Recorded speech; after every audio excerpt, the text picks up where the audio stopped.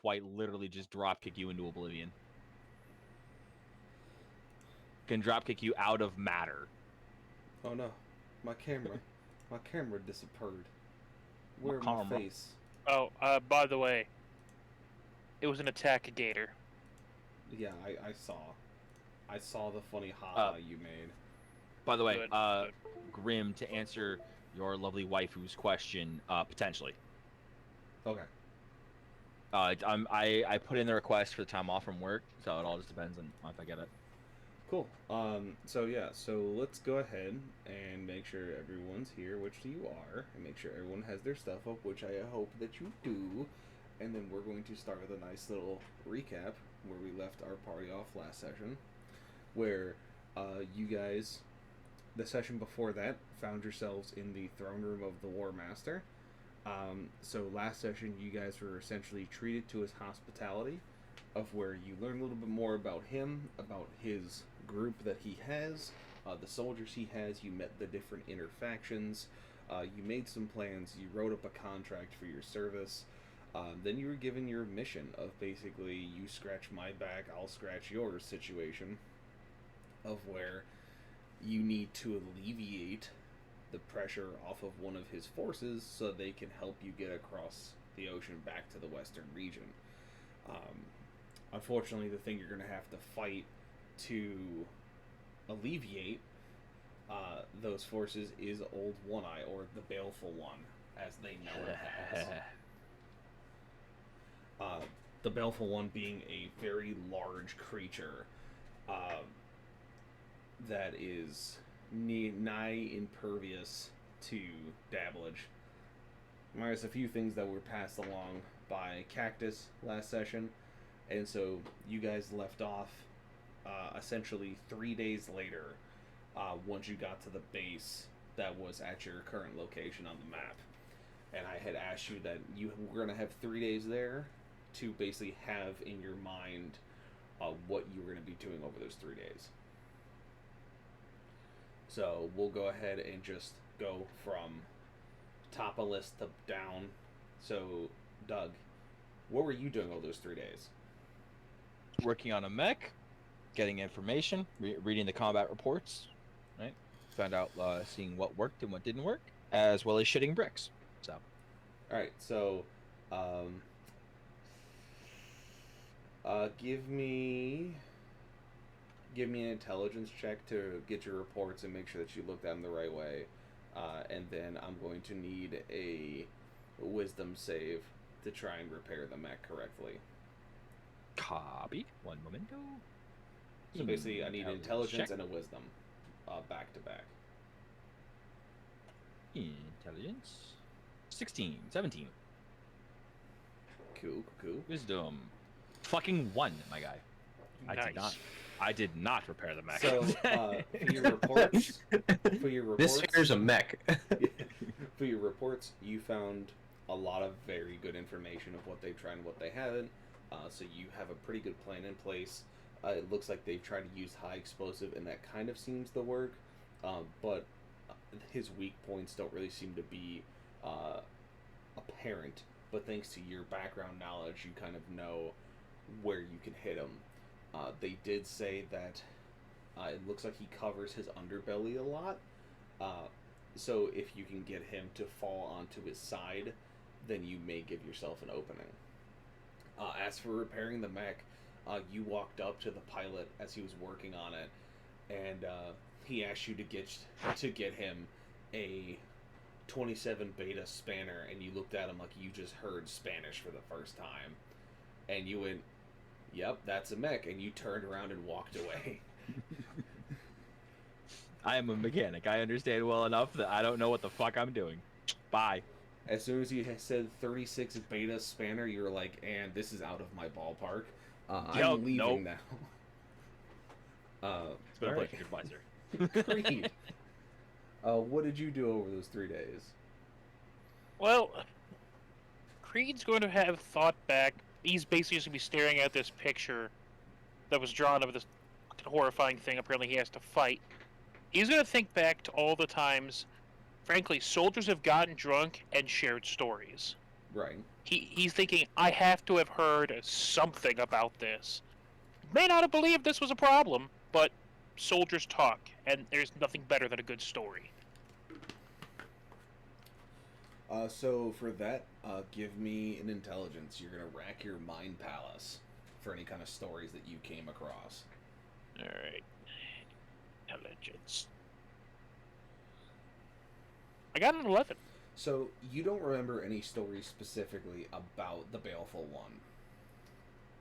What do you mean why am I lying on my notification, Salty? I'm doing D&D right now. Telling me I'm lying on my notification. Oh, it's because the notification went out. It was all of them. Sorry. I edited it once the stream went up because I realized I didn't fix the other thing. Well, I'm sorry, Salty. Apologies. So you sit down and you look over the stories in your mind palace, Creed, of what you've listened to. And you don't remember stories specifically about the Baleful One. Emotional damage. You do remember a couple of stories about very large creatures soldiers had fought before. Very akin to rhinos or elephants in the sense of what the world of the Brink has, especially larger creatures that exist within the Glass Keep's desert. And you believe that maybe the strategies they used will be beneficial here. And so remembering those stories, you remember how they talked about how they taunted the creature to force it into a direction, to force it to charge, to make it vulnerable. And you kind of keep that in your back pocket as possibly a strategy to give you an upper hand on this monster. Nice. Xaria.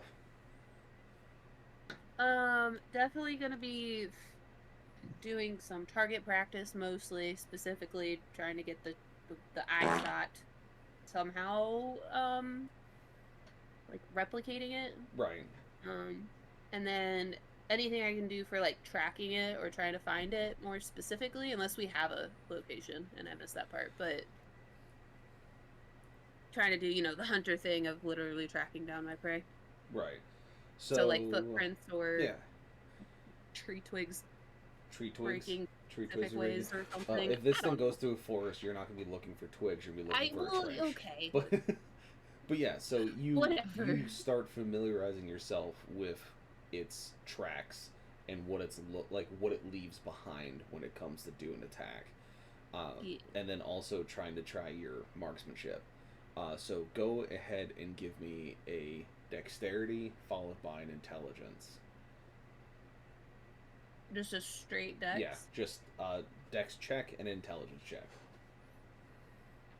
Straight dex. 18, and then, intel not very strong. It's alright. 16. Cool. Alright, No so modifier.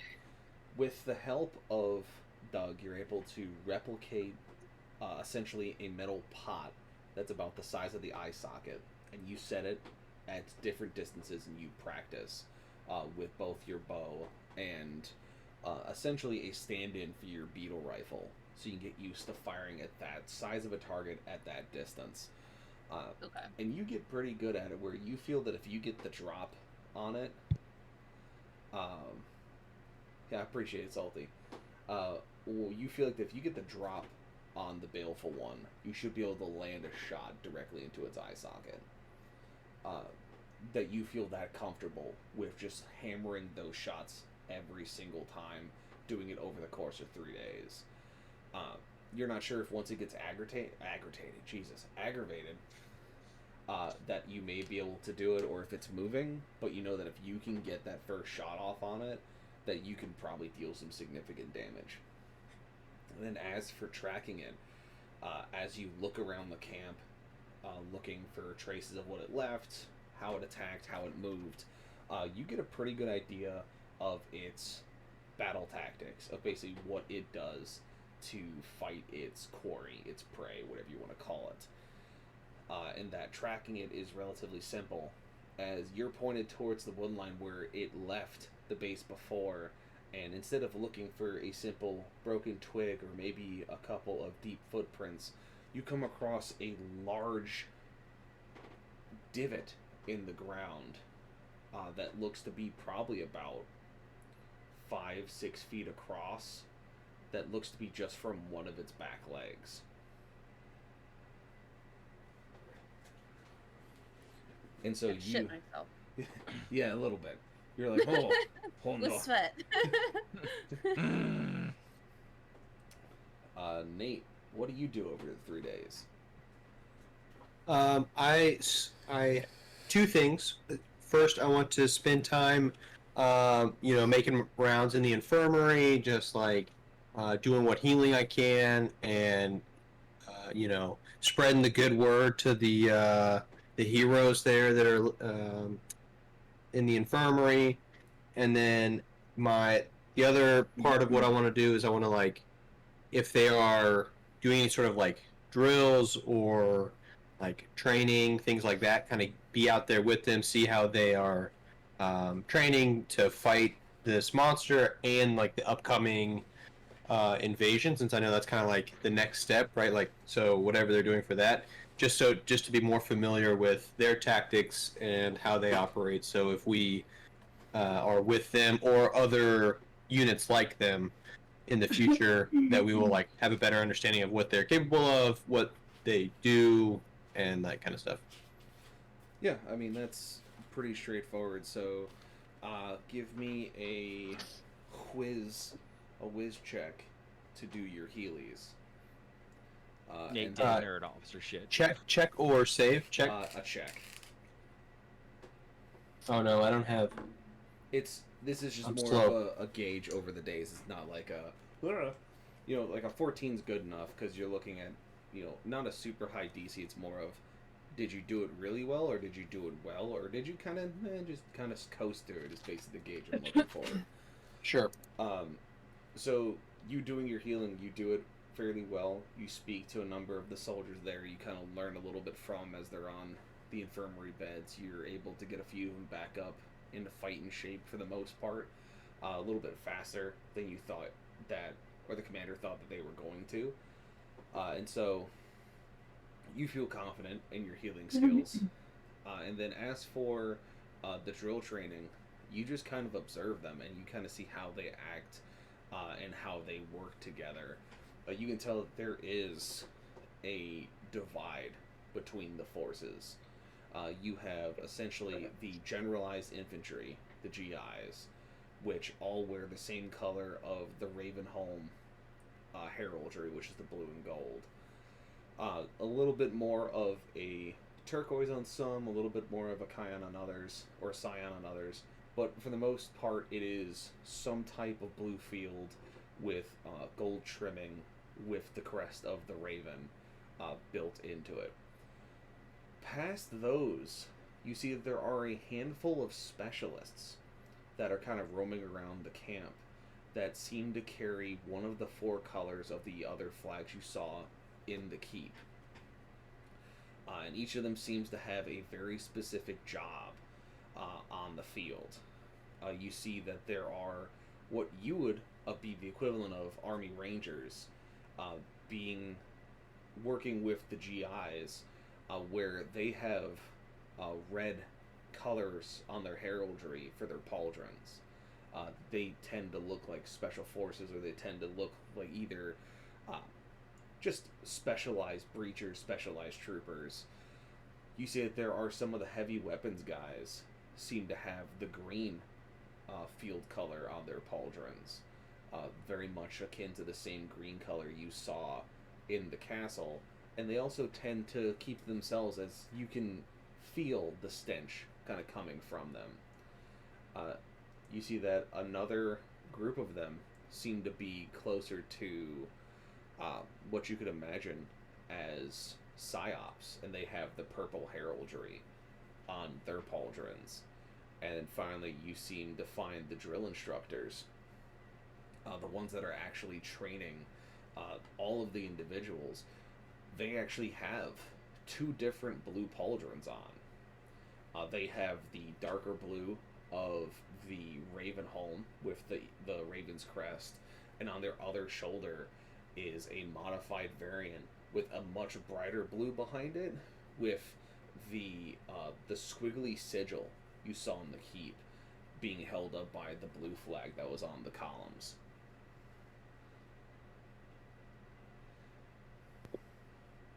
Okay.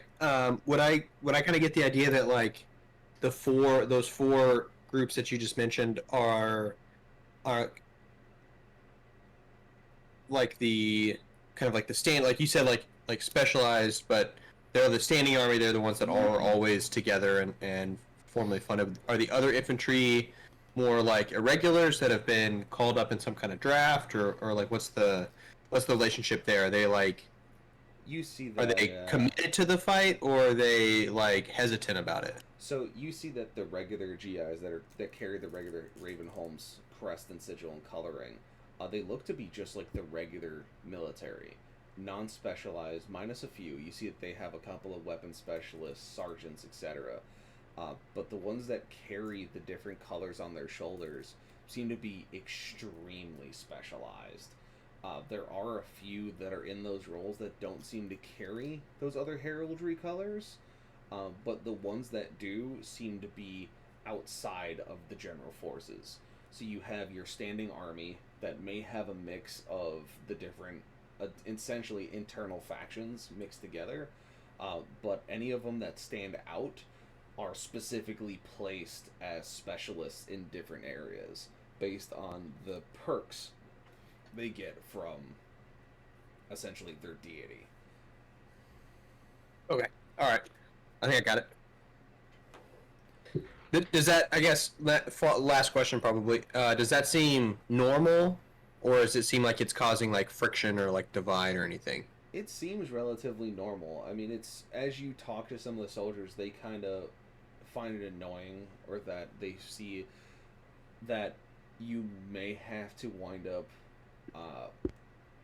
pulling your allegiance to something else besides the War Master if you wish to go into certain specialties.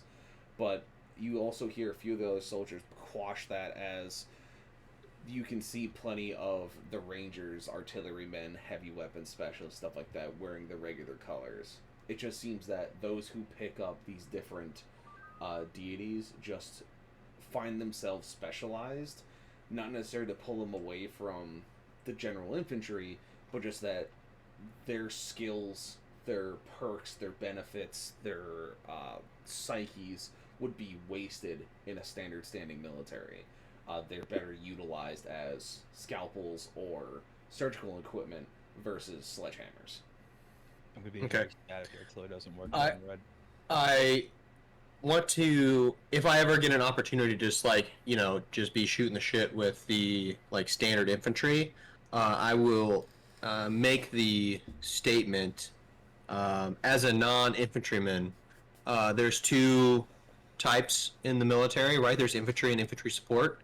So like, yeah, those other guys are great and awesome and they get to do cool shit, but they don't accomplish the mission without you guys. So keep doing what you're doing. They need you more than you need them. And if you guys do your job right, you're gonna fucking win the fight every day. Cool. I hit it. You feel a nod in the back of your head from the spiritual successor of Sergeant White, giving you a solid, you tell him, motherfucker. Hell yeah, brother. Hell yeah, brother. But yeah, I mean, you tell it to him, and some of them that seem disgruntled with having these specialists around seem to feel better about themselves, being like, yeah, we're the ones that do all the heavy lifting. And it's like, yeah, it's everyone is necessary to complete the mission, but the general infantry are the ones that actually push through and finish the fight, so to speak. Everything else is just luxury or flair or sprinkles, if you want to call it that. But that's what you do your 3 days, and you feel rather accomplished, and the infantry that you're talking to seem rather uplifted due to your conversations.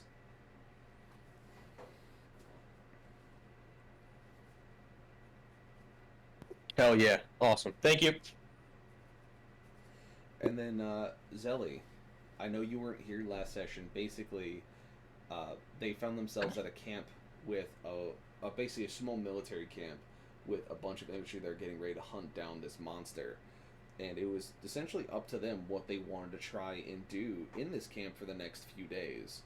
And so I'll basically ask you this question of, what would you like to try to do? Do you want to try and study the monster for weaknesses, speak to the soldiers, assist one of your teammates, or just kind of vibe? I was assisting a teammate or just vibing. Alright.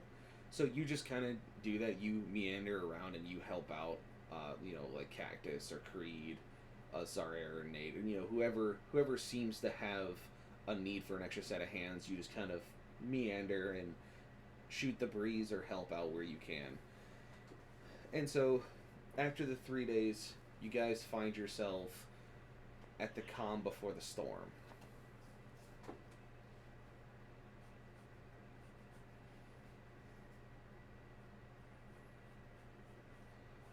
I will share with the party that I do have what's called Pass Without a Trace. It only lasts an hour, so we don't want to use it yet, but it will add +10 to our stealth roll to make us snacky if we feel like we need it. Good to know. Good to know. Also, everything I learned about getting it on its belly. And Yeah, I mean, you guys can share information between yourselves. You can have a little role play session here while you guys are basically preparing. It's the morning of essentially the 4th day.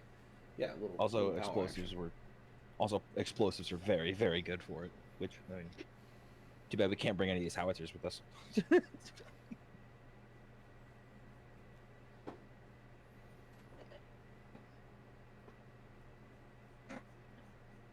Suppose we could always just distract it. Some soldiers claim that they had success with larger creatures taking them down that way. Lead it into a trap.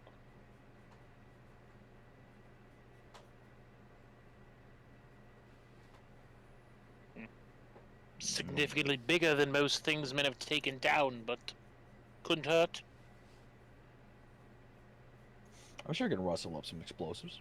You literally were given 2 mining charges last section. Oh yeah. Well, no, I'm talking about proper military explosives. P for plenty. P for plenty, yeah. I mean, you can definitely talk to people in the camp and see if you can wrangle up something.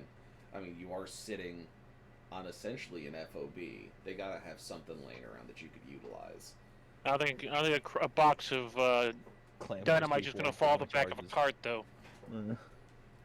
I mean, that's true, but you never know what they may be willing to part with or support you with. Who's to truly say? Never underestimate my persuasive abilities. Not really that. It's more on the line of that they don't want to get killed by this fucking thing. So Wait a minute. I have an idea. All right. What is your character's actual name, Cactus? Mine? Yes. I assume I don't know you as Doug or Cactus as Creed. I assume you have a name. What have you guys been referring to me as? Cactus. Doug or Cactus. Yeah, as far as you know, it's Cactus. Cactus, I might have an idea. What do you got? All right, so, but where's about in the camp are we? I mean, it's a pretty large camp. It depends on where you want to be. I want to be where I can watch the rank and file. I mean, you guys see Nate standing over by what looks to be drill grounds, where they have a lot of the rank and file guys either cleaning, inspection, doing stuff. He's also helping inspect things. Allow me to add an asterisk to my. I wouldn't go too far. I'm probably not helping inspect anything. I'm overseeing the inspection, You're though. Obviously, No, yeah. I'm supervising. That's right. The real question I'm asking is, can I find the E-Force? Oh yeah. At the smoke pit. Oh hell The yeah. smoke pit. Oh yeah. They're easy to Okay, spot. so I'm gonna Cactus, come with me. I might have an idea. don't know what you got in mind, but I trust you. So We're gonna head over there. All right. Gentlemen, how are you doing today? They kind of look at you over like the corner of their eye from their cigarettes and their conversation. They don't stop talking between themselves. Bob, my apologies for bothering you, but I have a question. Yeah. There's this creature we're out here to help you stop. What if I told you that we could do most of the work, and you would have to do less? You see their ears kind of perk up as they look at you, still cigarettes in the mouth, just going, go on. All we require, because we do have a plan. My associate, and Credo, like, do the open hand gesture towards Cactus, he requires some explosives.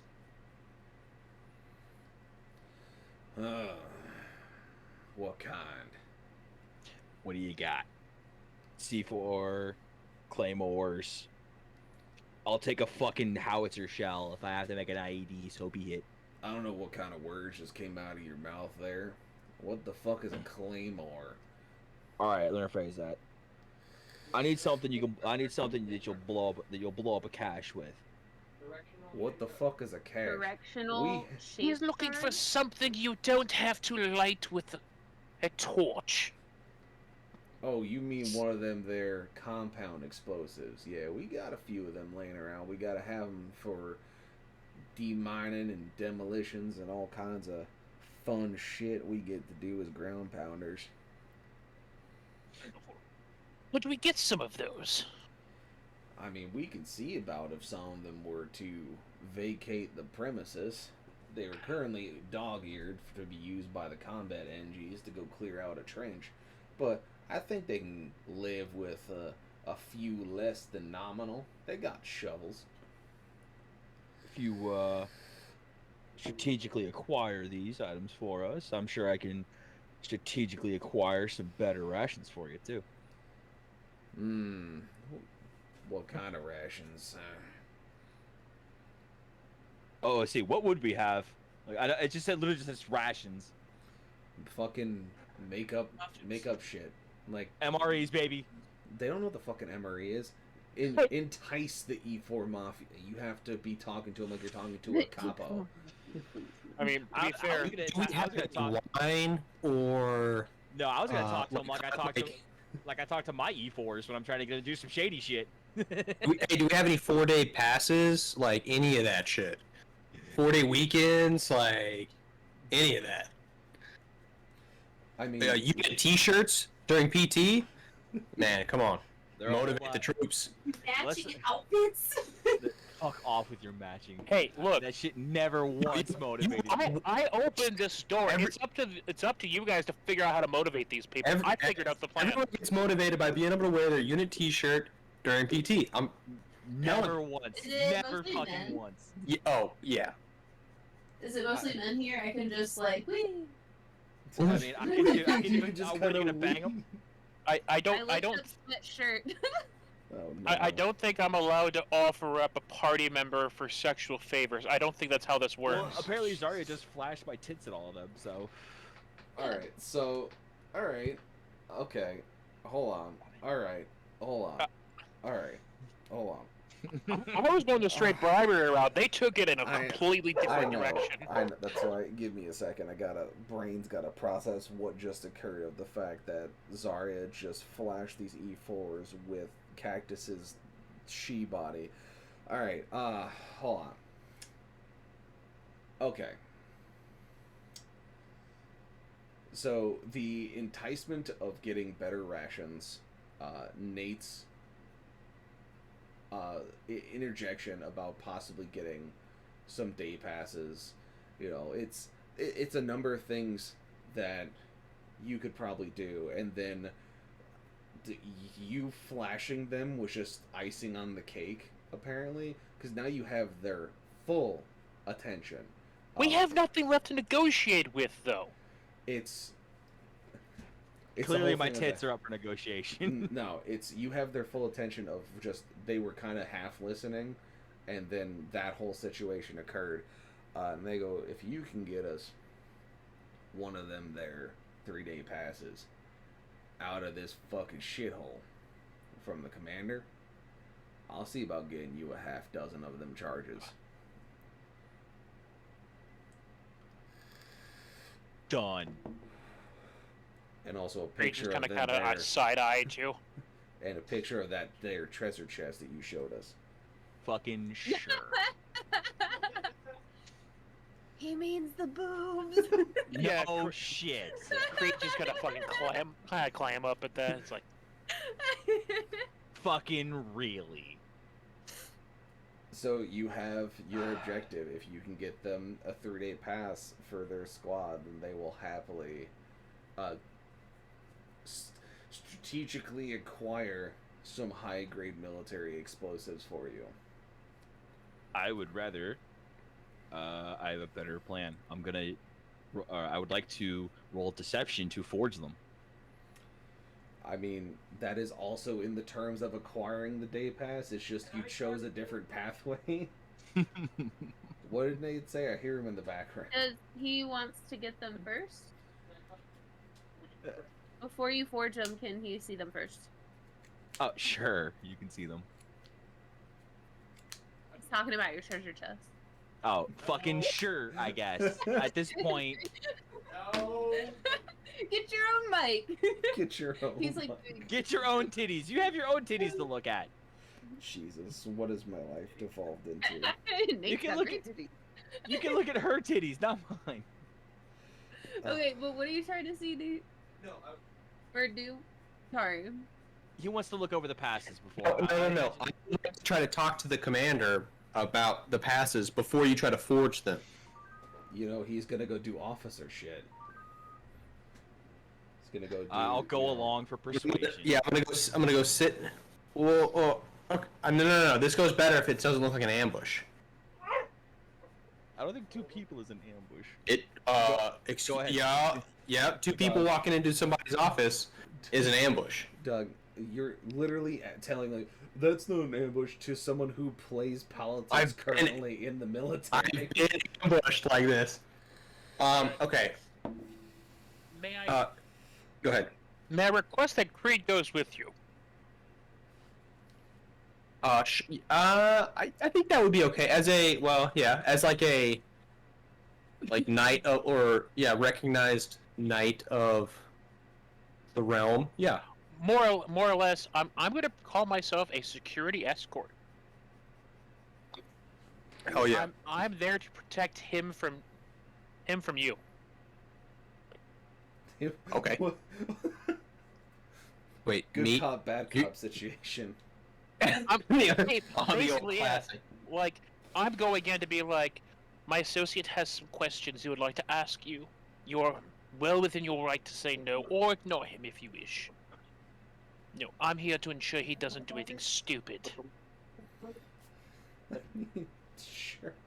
Alright, so you guys have your plan. So, Nate, you and Creed go to the commander's tent as the session devolves rapidly in the first 30 minutes.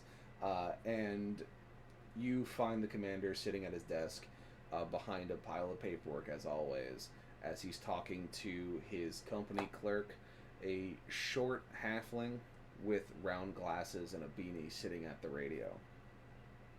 Do they have coffee in this realm? Yes. Can I acquire some before I go into Yes. the meeting? Okay, I've got a cup, and I get a cup for him as well.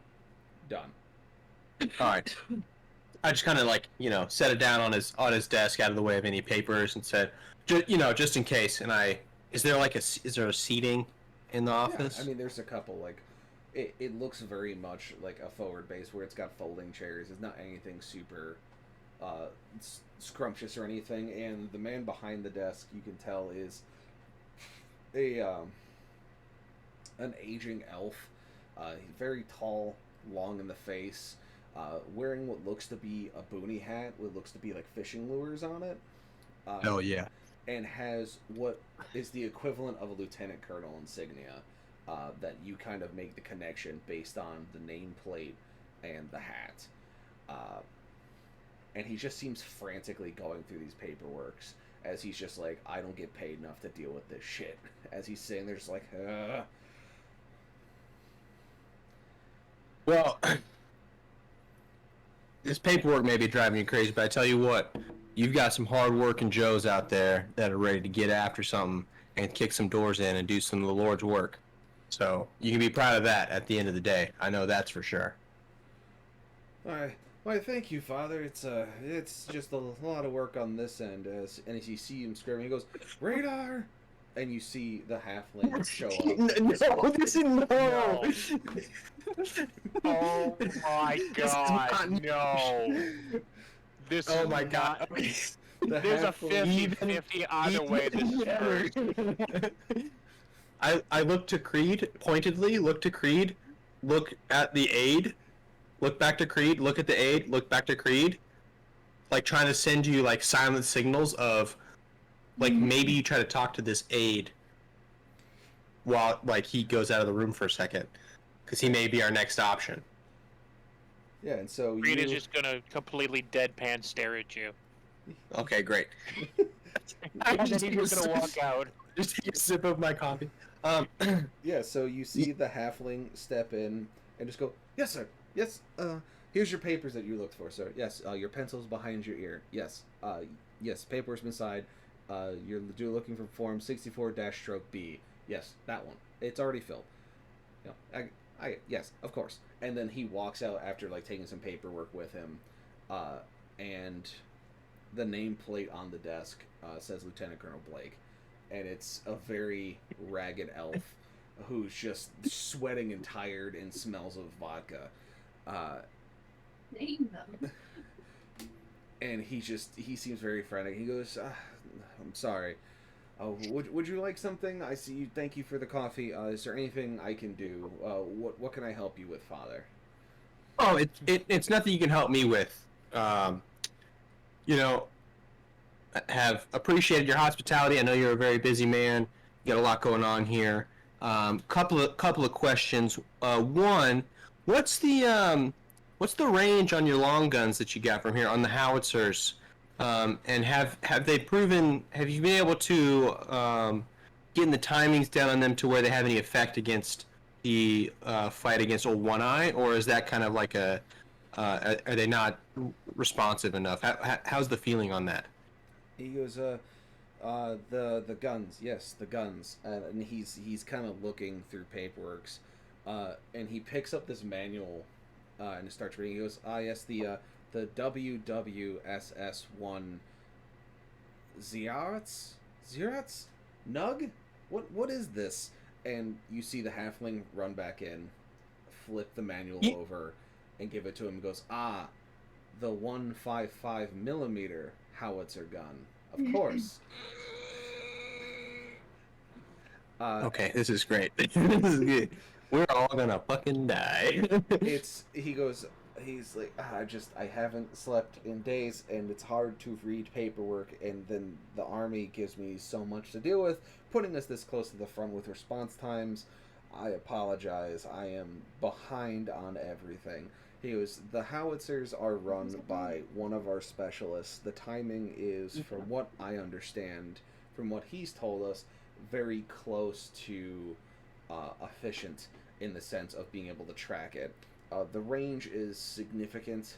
They're meant to be secondary naval bombardment guns, where if we were going to be, a beachhead was going to be established by an enemy force, we'd be able to shell them. So wherever you may be going, we're looking at anywhere from 6 to 8 kilometers, if I'm understanding what the information that my gunnery sergeant has given me.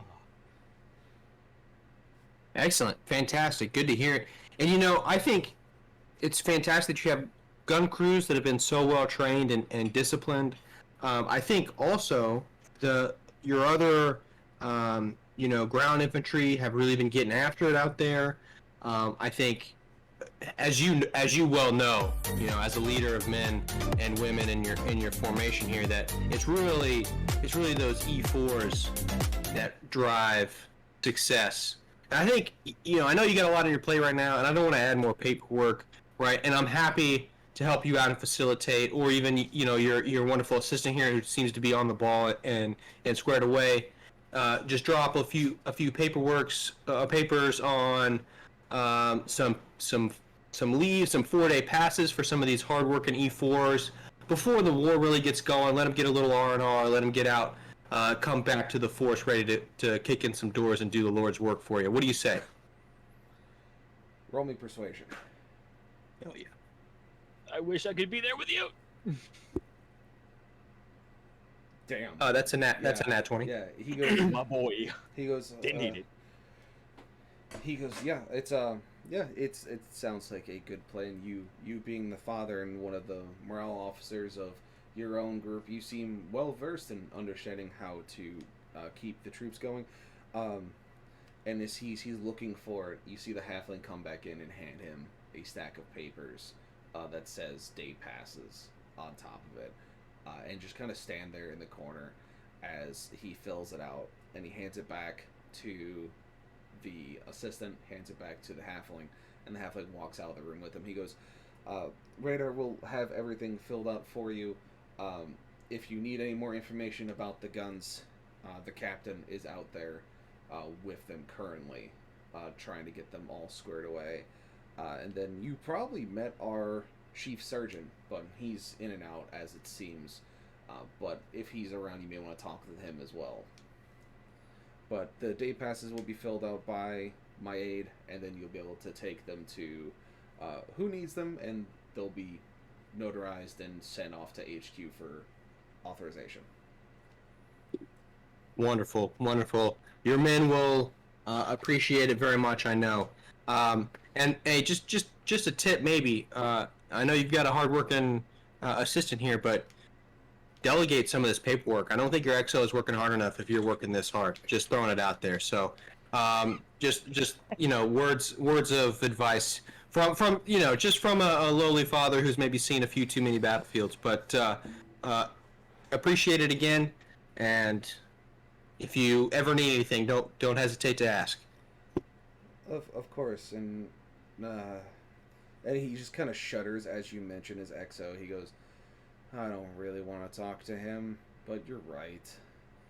And he goes, Radar, can you go get the XO as you exit the office with the day pass in hand?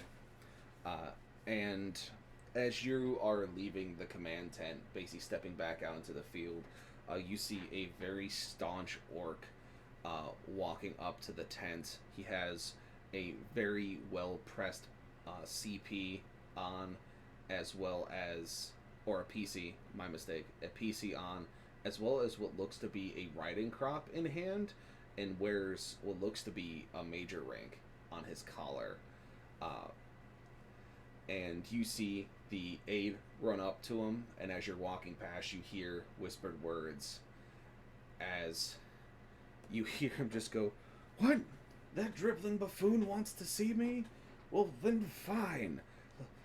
That they could just keep calling Major Burns wherever they want to go, don't they? As he just walks into the command tent, very flustered. I'll take the day passes over to Cactus, Creed, and Xaria. They can deliver them on their, when they see fit. If they receive the goods, they can hand them off to the. Or we didn't get them right. They're going up. They're processing or whatever. I mean, he gave them to you before you left. He just had to finish them off and send a photo. Okay. Yeah. Sure. Okay. Yeah, I'll hand them off so that the three that we're talking with them can deliver them. Yeah, and you do that, and you show up to see the rest of the group just kind of sitting there, waiting for the goods to be delivered.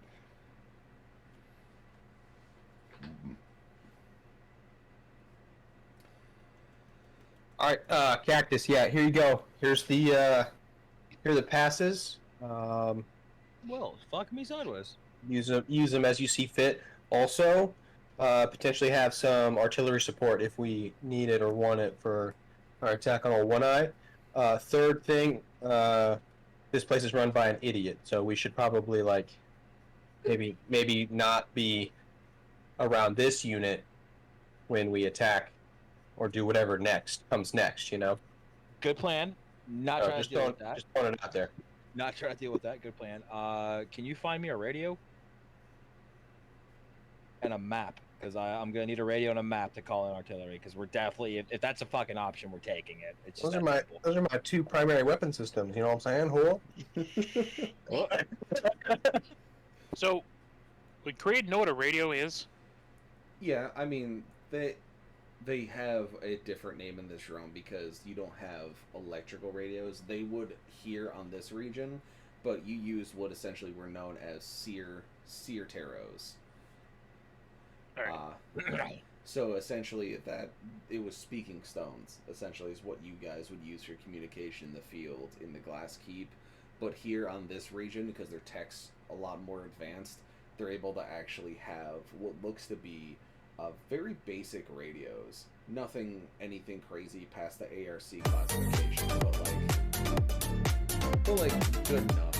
Old school PRCs, like 1960s era. Think of it that way. And thank you, Rage, and thank you for the pickup line. My AC is too damn high for you. Anyway, so yeah, so you guys were able to find a radio on the map. I mean, I'll take a fucking PCR 152. I don't give a shit. I'll do that all day long. Might be old, but the fucker works. Well, and this age is not old. It's old tech to you, but to them, it's brand spanking new. Fucking cutting edge shit. All right. Now, all right. We need to get these. Well, we're waiting on the E4 Mafia. So, what does it look like they're doing? It looks like that they're doing what you imagine. Is that they have delegated it down to a bunch of other E4s to then going to E3s to then going to E2s. Yep, the delegation chain has begun. All right, so I'm gonna go find me the artillery guns. Yeah, so you imagine it would take a bit gun for them to commander find the stuff, and you find the guns posted on the southern side of the camp. Nothing too insane. You see that it's 3 155s. For now, it looks like 2 of them kind of got wrecked a little bit during their last scuffle with the Baleful one. But they do have at least 3 of them up and running as they're doing drills and basically talk downs. I'm trying to get it all sorted. Are these? You said they're 155s. I'm assuming these are Trip 7s. Yeah, basically? they're Trip 7s. Oh, my dick's hard. All right, I'm gonna watch them.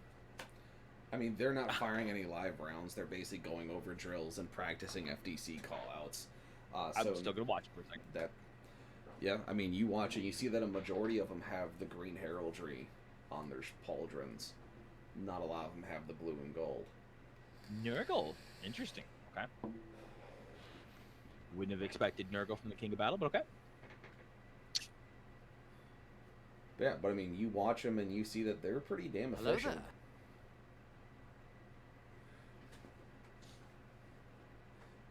I'm assuming. Do they have a gun chief, or is it a fucking? They have a chief and a cap. Okay.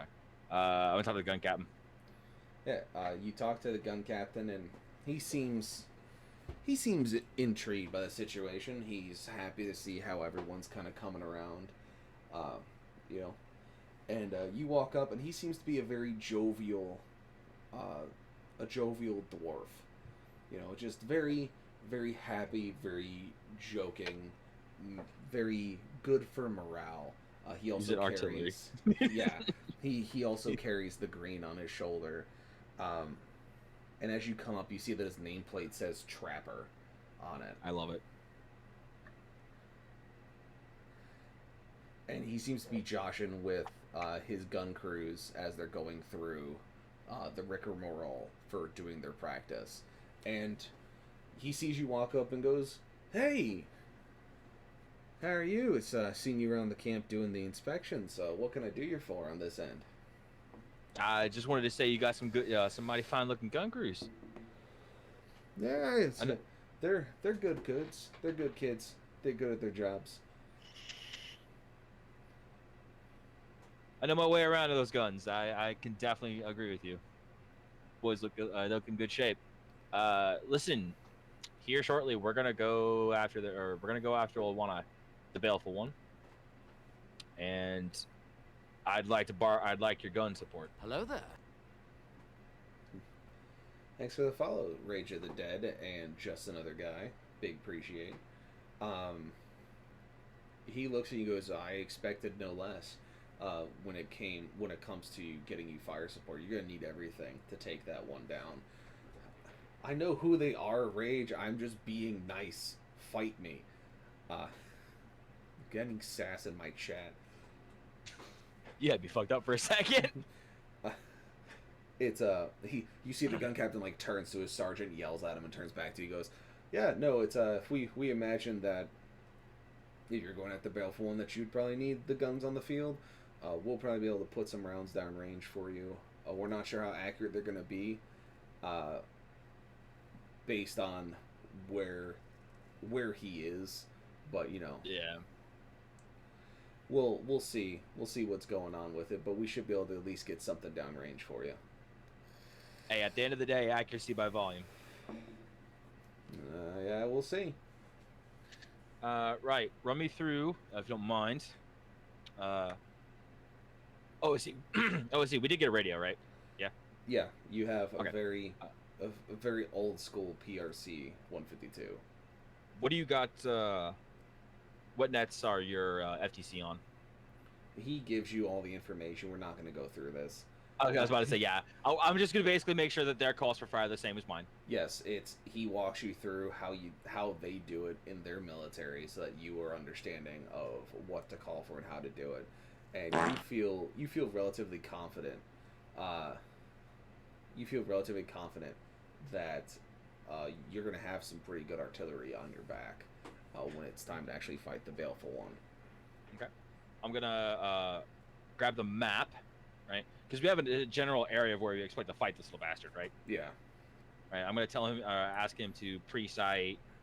I'd say 6 locations in that general area. Yeah, I mean, you do it. It's relatively straightforward of what you're looking for when it comes to pre-sighting. Nothing really insane. And so you give them the locale, and yeah. All right. Good. Good looking out. Hopefully we can get you guys some more streamers. Hello there.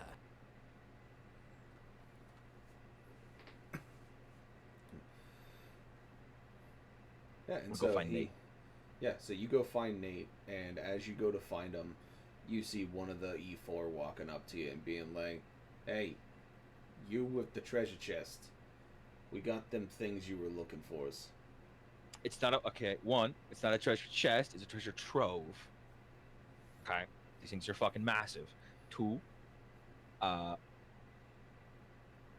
where they at? And he kind of tilts his head towards the back of what looks to be the logistics tent. And it's like, Okay. "They fell off the truck over here." Okay. I'm gonna whistle for Blackburn. Or for Creed, sorry.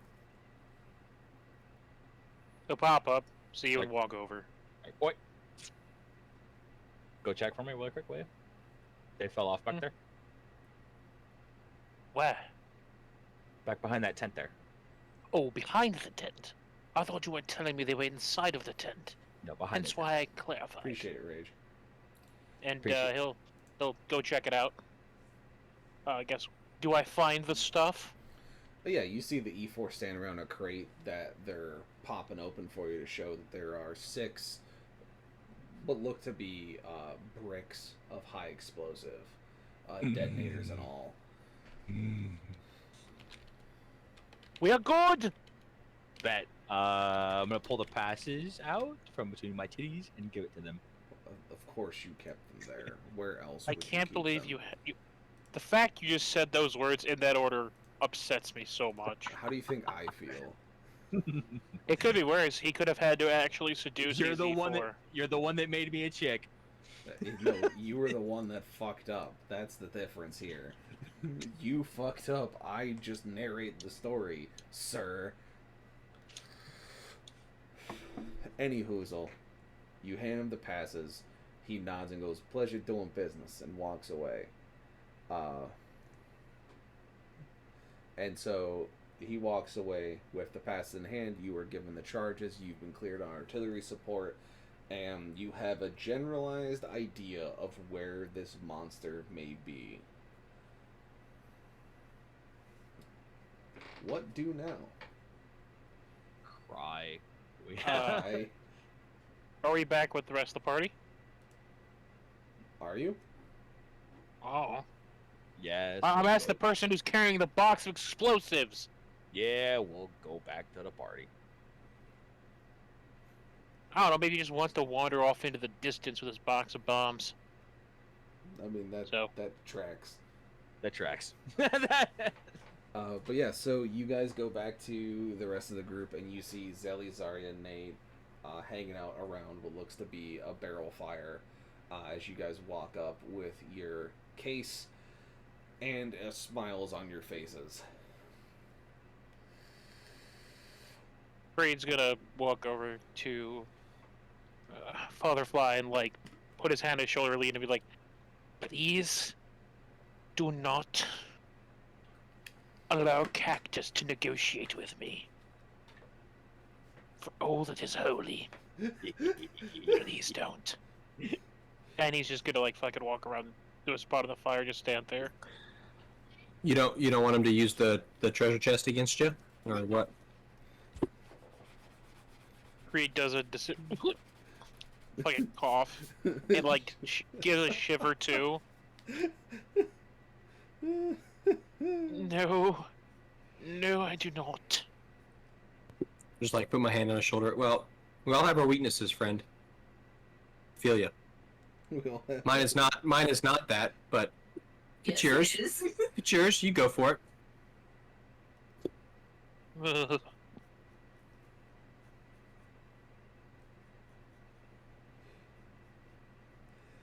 Yeah, so you guys are all kind of hanging out as the sun is coming up to the midday point, and you will have a generalized location of where this monster is.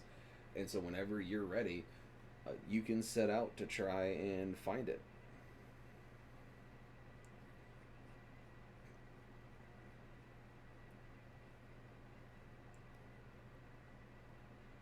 I think my body is ready to go do that. We have prepared.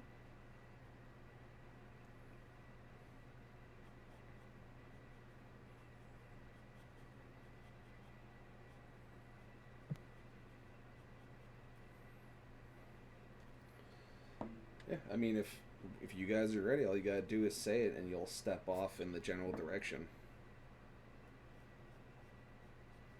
We're ready. All right. I'm ready. Onward and upward.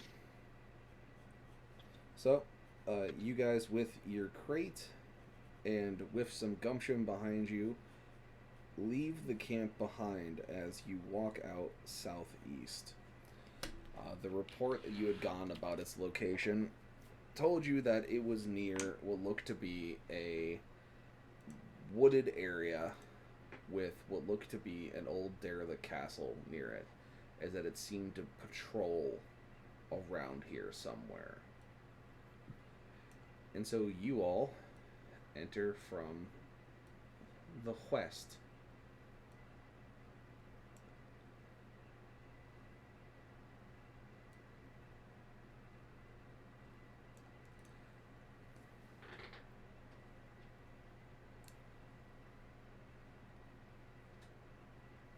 Creed's gonna kind of look around. I don't suppose anyone wants to take a bet. I'm going to guess how the inhabitants are still here in one form or another. I don't bet on things I know are gonna happen, dog.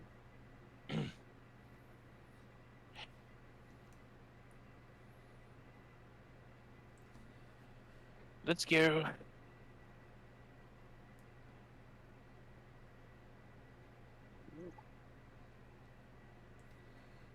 And so this matches one of the spots that you told them to set up pre-fire positions on the map.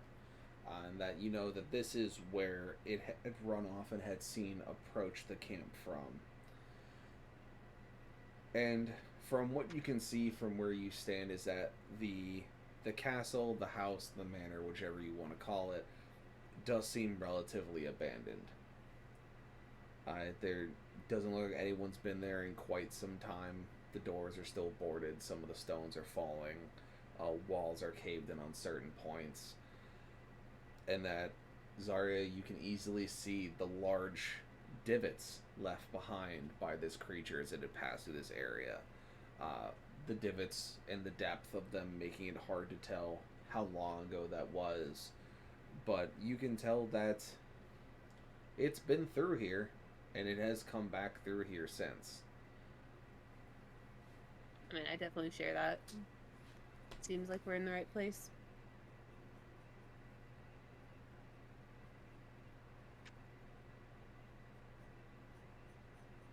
Yep. Now we clear the building.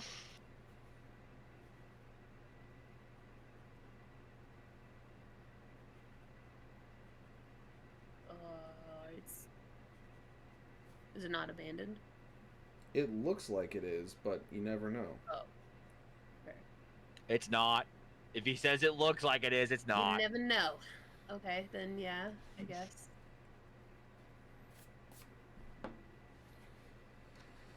Yes, Creed's gonna do a good old walk up to the front door. Yeah, and you walk on up to the front door, and it seems like you can easily just kind of push it open with not a whole lot of issues behind it.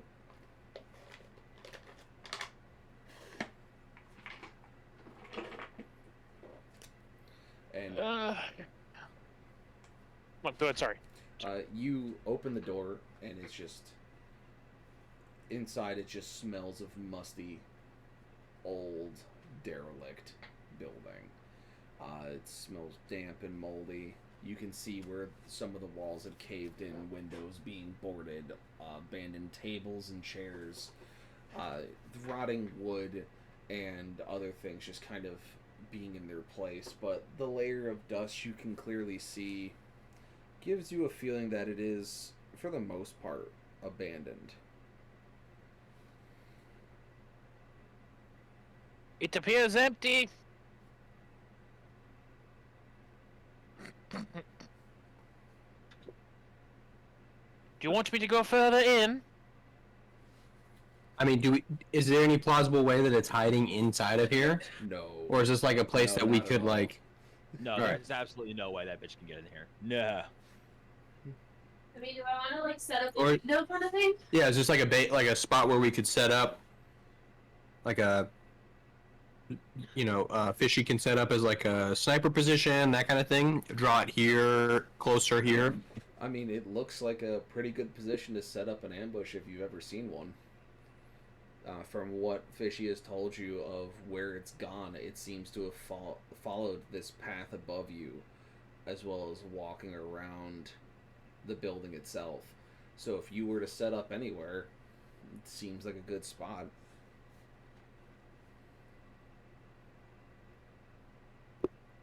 Cactus, tell them that we're set up at this spot, but not to shoot right on top of the building.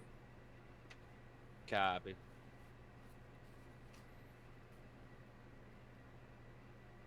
I'm gonna do the thing. I will relay to them. Yeah, you relay it, and they give you confirmation on what you just called back. And you go through the normal steps to make sure it is clear, concise, and correct. And once you do it, you guys are still out in the open to the west. The only person near the building is Creed, and so... I'm going in the building. Is it a multi-story building? Or just the one floor? It's a 2-story building. Cool, I'm trying to find a way to top this bitch. Yep, I'll go in. I'll follow behind Cactus. I want to find the best trajectory, or whatever. That'd be the top of that That'd be the top of the parapet. Yeah. All right. And Creed will head on inside. Yeah, as you guys move in closer, is that Creed, you can see that the wall to your right has been busted in. And it leads into what looks to be a small courtyard with a dying tree. With leading across the courtyard leads to another door that seems to have been busted through that leads to the other side of the castle, or manor in this instance. I'm gonna start setting charges.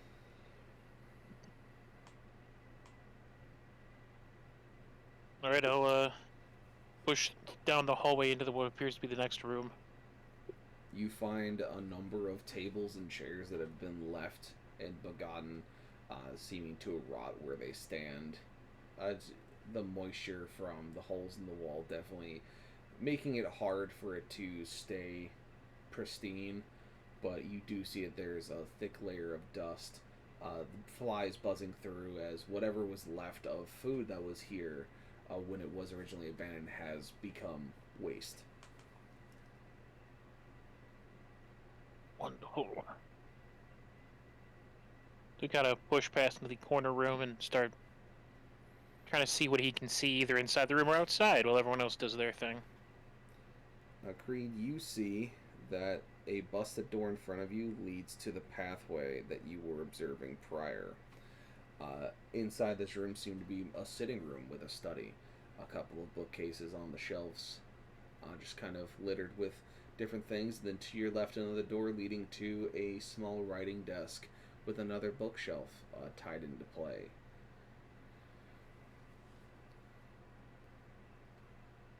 I'll go the other way. Sorry. Is this spot right here like passable? It's a busted door, yes. And then to your left here is a staircase. Okay. I'm gonna check out the first floor first.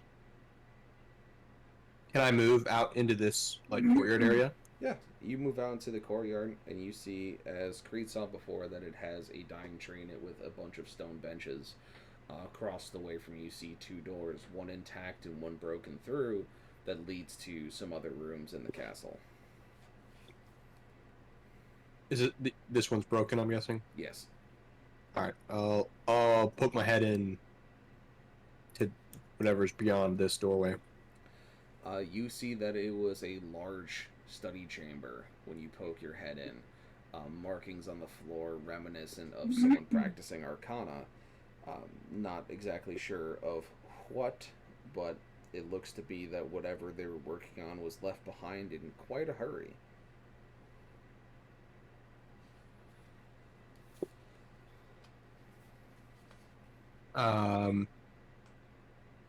So it doesn't look like it looks like it's practice, not like a trap, like some kind of arcane trap.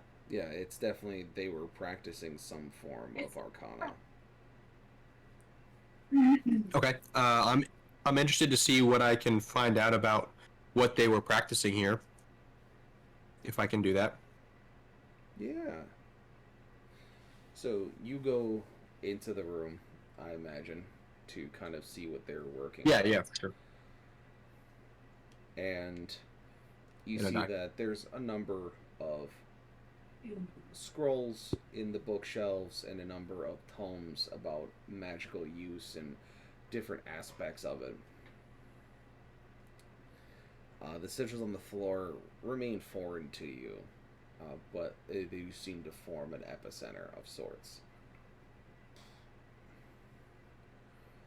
Go ahead and give me investigation. Investigation. Oh! The luck is with me. The luck is with bro. you. That was a 2 for a really long time, and then it like rolled over at the last second. For an excruciating amount of time. So you're able to see that the sigils on the ground lead to the center, where the epicenter of whatever this practice was. But as you look at the shelves, you see that the scrolls are tattered around the floor, knocked off of their holding places, and that there are marks in the floor that are not reminiscent of arcana. They seem to be almost claw marks. And the staining of the wood seems out of place in certain areas. It seems peculiar. You can't put your finger on what exactly happened here, but it definitely is that it may not have been as much practice as you once thought. whatever this was, may have gotten lucky and actually completed what they were trying to do. What's the scope of the claw marks, like size-wise? Can I tell, like, what kind of animal or beast or creature would have? What size of creature would have these claw marks? So you remember that you've seen a creature that has done these type of claw marks before. You fought it personally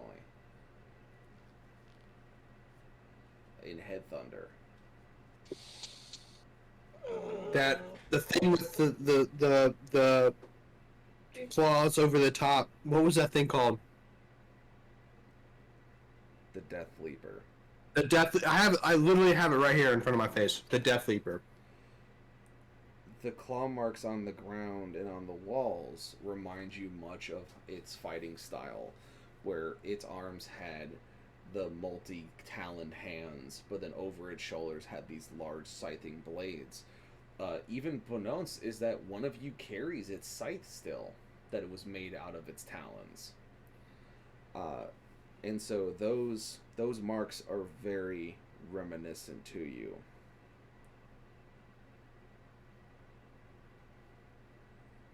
Do I get the sense that it looks like a summoning happened here, and the summoning was the Death Leaper, and then the Death Leaper killed whoever summoned it? Yeah, you can probably connect those dots. That's not a super hard leap to make. It's not a death leap. It's not a death leap. Yeah, sure. It's a solid jump. Okay. All right. I want to just like call from this room like to the others around and like basically I think we have a summoning here, and I think that one of the things that we've already fought, the Death Leaper, was summoned here. So watch your step, and maybe this is central to why One Eye is like in the area around here, because there's like some connection here or something.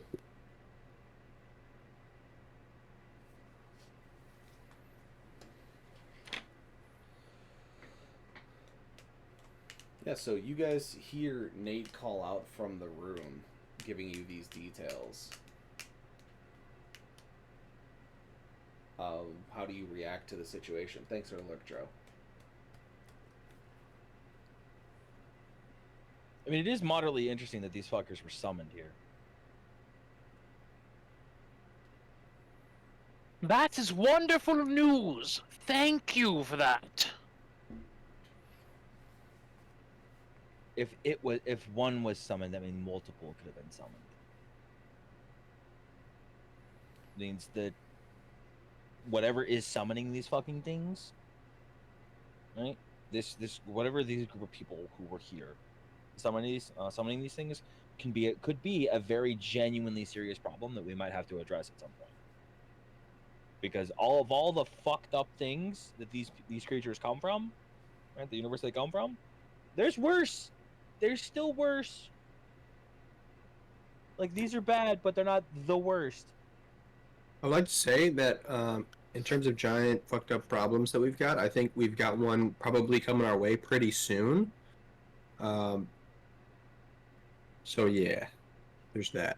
Just throwing it out there. That we do. Yeah, I'm gonna go upstairs and try and find a good spot. Yeah, so you enter the room in the foyer and you see that there are stairs leading up to the roof, and so you're able to make your way up to one of the battlements around the edge, and you have eyes on you'll essentially be able to see this pathway all the way down to here. Okay. And yeah, I'm doing some, I don't know, some form of internal mantra. Can do it. Don't fuck it up, don't fuck it up, don't fuck it up, don't fuck it Yeah, up, don't fuck it basically. up. Well, I guess before I go get settled in, I'm gonna go ahead. Well, do I want to cast Pass Without a Trace yet, or do I want to wait? So Pass Without Trace, you need to be within It only 30 lasts feet of people, and it lasts an hour. Yeah, I would. Yeah. And being behind hard cover like you guys are is already going to give you a pretty good bonus to your stealth.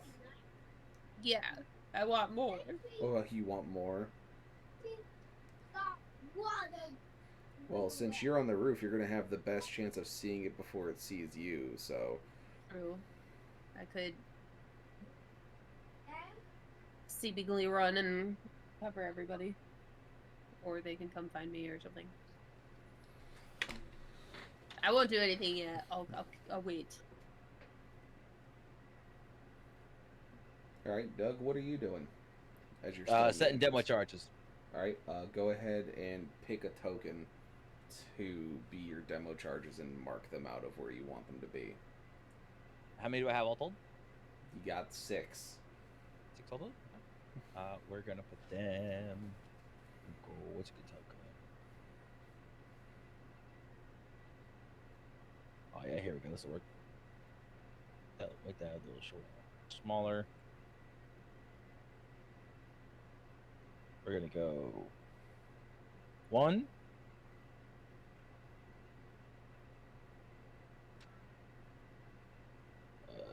Oh fuck me. 2. I'll do the sides in a second. 3. Read mine if you show them the treasure trove. And then we're also gonna do 1, The dog. 2, The exasperation from Creed. 3. 3. Yeah, that's yeah, that'll work. I have to point out, it costs you nothing not to call it that. Or Well, reference it in that way. What, the It treasure costs nothing. It is free. What are we referencing? Yeah, the treasure trove. Oh, the treasure trove? Yeah, it's free. It also lives rent free in your head now, and I love that. I hate that. I love that. I don't. Alright. So Grim, I got him set up 3 in the main road and then 3 in the tower in the castle here. Thought being that if for some reason I have these 2 set on different codes for the clacker, by the way.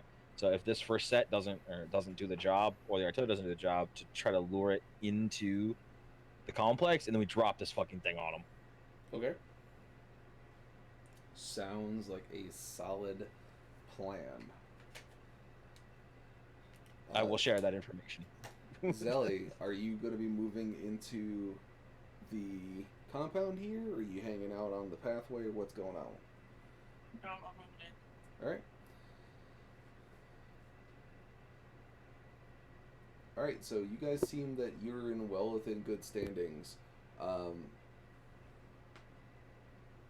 Xaria, I need perception from you.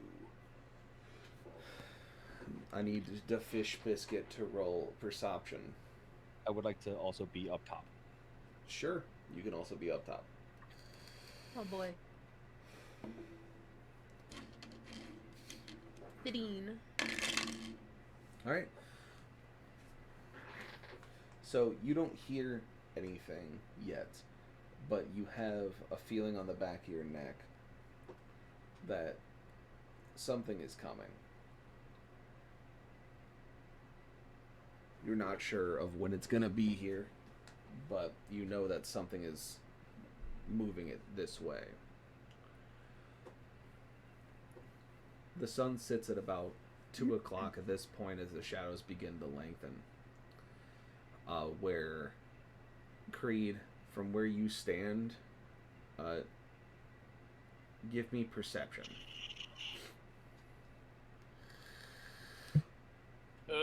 Perception. There it is. 22. Yeah, so you feel the ground shake a little bit. You feel what seems to be a slight tremor. And another one follows a few seconds afterwards. And you quickly recognize that it's not a figment of your imagination, is that it is tremors. That it is something large hitting the ground. And that it seems to be coming closer. There's something on its way! Can I hide? I know that we're like already kind of hiding. I try to get snack attack is I guess really what I'm trying to do. I mean, you can roll stealth and that will be your hide score. Fantastic. Dirty 20. All right. So you're hiding on the top, Yeah. Xaria, as you hear Blackbird, or not Blackbird, Creed call out that something's on its way, and he kind of points out the direction. You swing the scope of the Red Terror's reign in that direction, and you see this massive silhouette. Oh my god. As it starts coming down the pathway slowly. As you see that its front body hunches over its legs, as its large back legs pick up one at a time, almost coming to a hoof on its feet, just slamming into the dirt as it throws mud, water, and dirt clouds in all directions, as you see the ground shake and you see its body take the force as it just slowly comes down this pathway. Once in a while, you hear it bellow out this guttural roar as it's just walking. As you can see the heat, almost like the heat mirage effect coming out of these vents that line its back. Its armor plating spiked as its large talons come out from its upper shoulders. These scything talons seem to be almost 10 feet in length. Massive weaponry meant to rip apart massive opponents. Its other two arms that lay closer to its chest seem to be in the shape of what look to be large claws, reminiscent of a lobster, where they are bulky, dense, and they seem to be able to tear through and crush armor with a single smack. I fucking told you it But was you terrifying. can clearly see that it right side of its face has been blown away, leaving a very skeletal figure of what its face must have been on that side. It having issues regenerating that and it becoming its calling card of its approach. Its back stands, at its back shoulders, easily stands 25-ish feet off the ground. This thing is the size of the building you are currently sitting in, and it is hunched over its back legs. So the actual mass this creature has behind it is something out of legends and nightmares.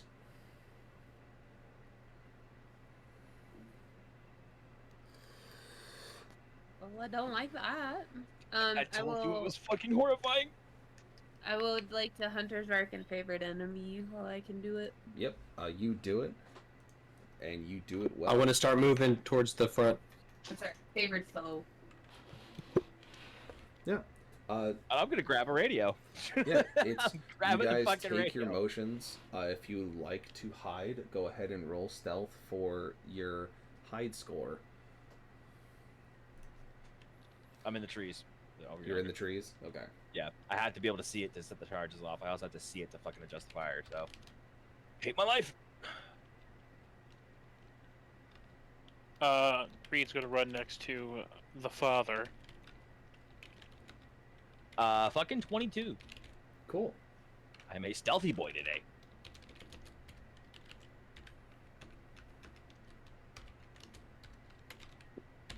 So since I've got Creed and Xellie, I think, down here with me, I will take this opportunity to use my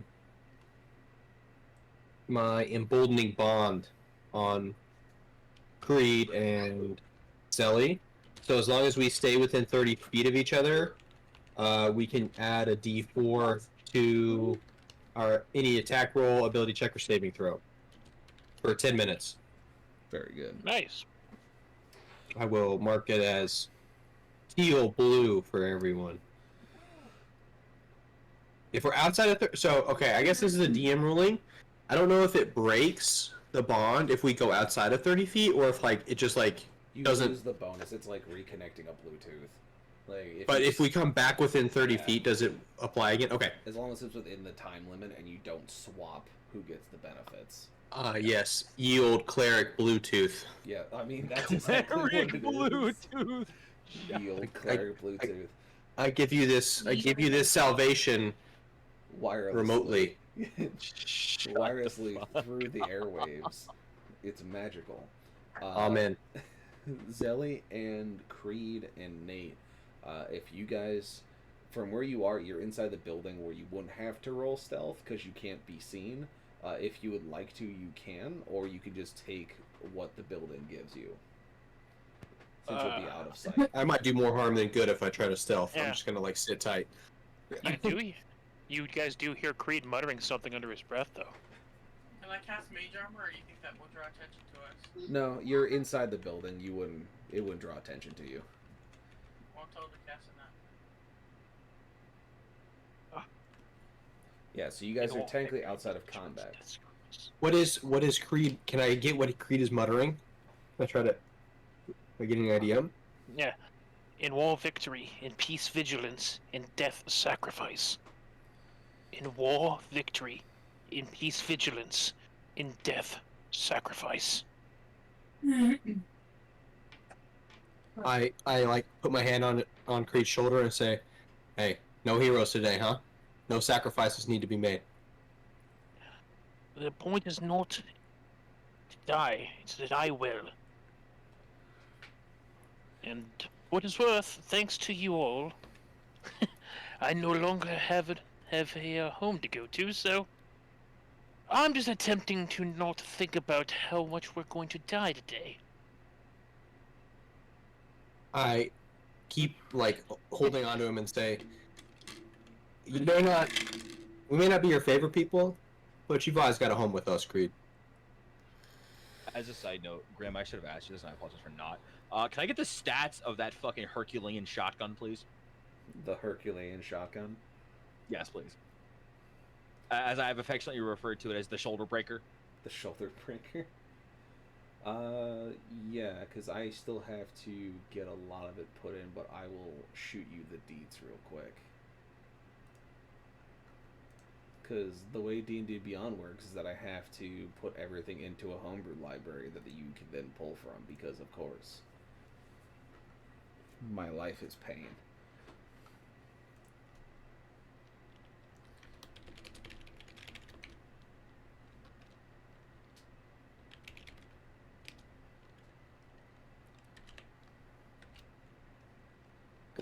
Yeah. Anyways, continuing to just like. I know Creed is like a seasoned warrior, and I don't need to comfort you, but just to tell you that, hey, like, I know we definitely fucked up your Everything. your deal with the you know, where you were from, but also at the same time, like, hey, what we're doing here is a worthy cause, and you are a good man and a good warrior, and we're happy to have you fight alongside us. We shall prevail, for our cause is just.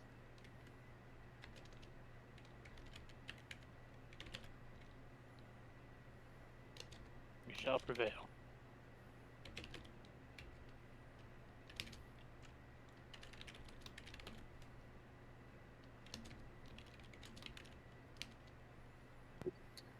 Yeah, hell yeah, man. We're gonna kick some ass.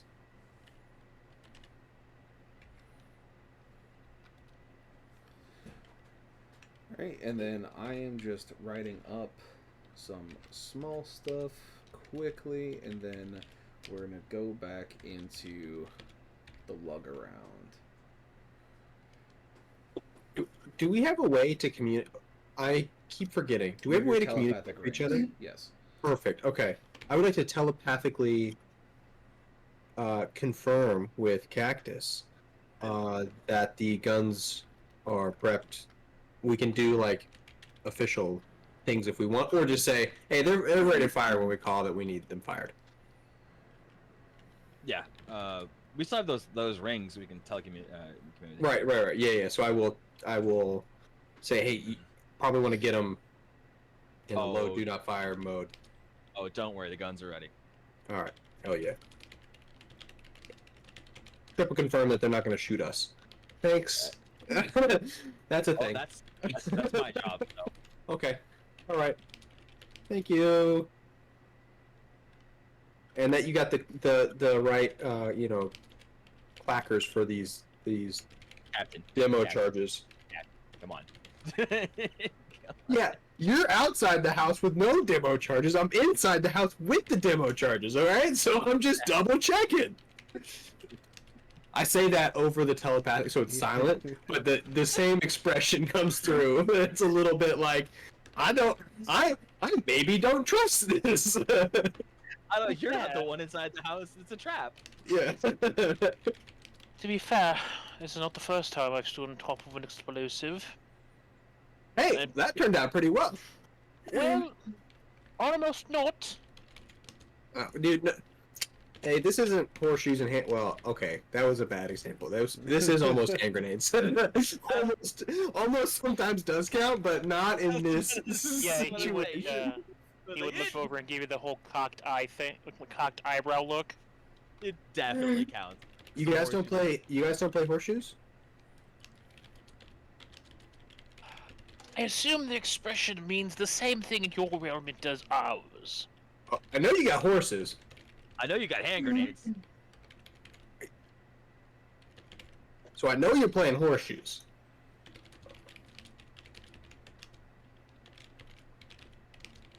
Some washers with, with the Joes. Something. The hell is a washer? We've got mechs. They definitely have washers. No, as in he doesn't understand the context. Ah. You're like, oh yeah, washers with the boys. Yeah, you- What? Washers with the boys. You toss them. Bruh, Grim, what is that damage? It's an 8-gauge shotgun. That's the damage. So, in other words, he just has the Halo Combat Evolved shotgun. 10 out of 10, guys. Don't worry about anything. Except that this one, My shoulder. this one has a 4-tube load on the top. There's a single shot tube in the bottom that fires the slug rounds. Ouch. So yeah, so it's set up real pretty, and there's your stats for it. I love it. At this point, you guys have rolled your stealth. Go ahead and all of you guys give me your initiative scores. Before we kick this off, I just want to go ahead and start calling. I mean, yeah, it's so if you call it, you can call the shot. The distance between you and them is going to give you probably about 30 seconds TOT. So you're looking at 5 rounds till they land. All right. I will relay this. 30 seconds time on target. Shot over. Yeah. Nate. I know it. So essentially, go ahead and designate the area that you are putting the rounds in. I'm just going to use that little draw tool. If that's all right. Yep, that's fine. Here. Okay. Well, actually, hang on. I have to ask, just for brain, what direction are they coming in from? They're coming in from the north. No, hold on. The north? No, hold on. Oh, fuck. Hold this. Shut up. I'm thinking because I have to think reverse cardinal. They're coming in from the northwest, so they'll be traveling southeast towards you, being fired from your northwest. Okay, so I can. Okay, that's a good. Okay, I don't have to worry about the building getting in the way. Yes.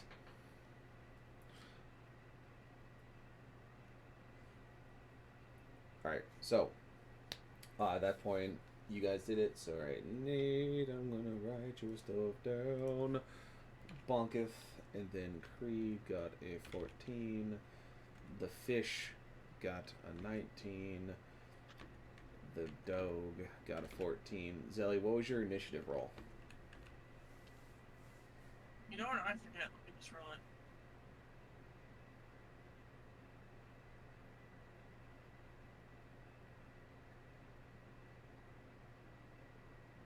Nah, the anticipation is killing me. Silly D&D. No, it's gonna be this fucking. It's gonna be this fucking. It's gonna be old one eye. Well, Car I effects. think. Hold on. Think about it. The Do you see what he can do in 10th now? By the way. Yeah, I saw. I'm aware. And he's 130 fucking points. Every single fucking Nids player is gonna have old one I eye. had him in my army before 10th edition because he was cool. Now he's just busted. Now he's cooler. Our DM just being a hipster, he had him before was cool.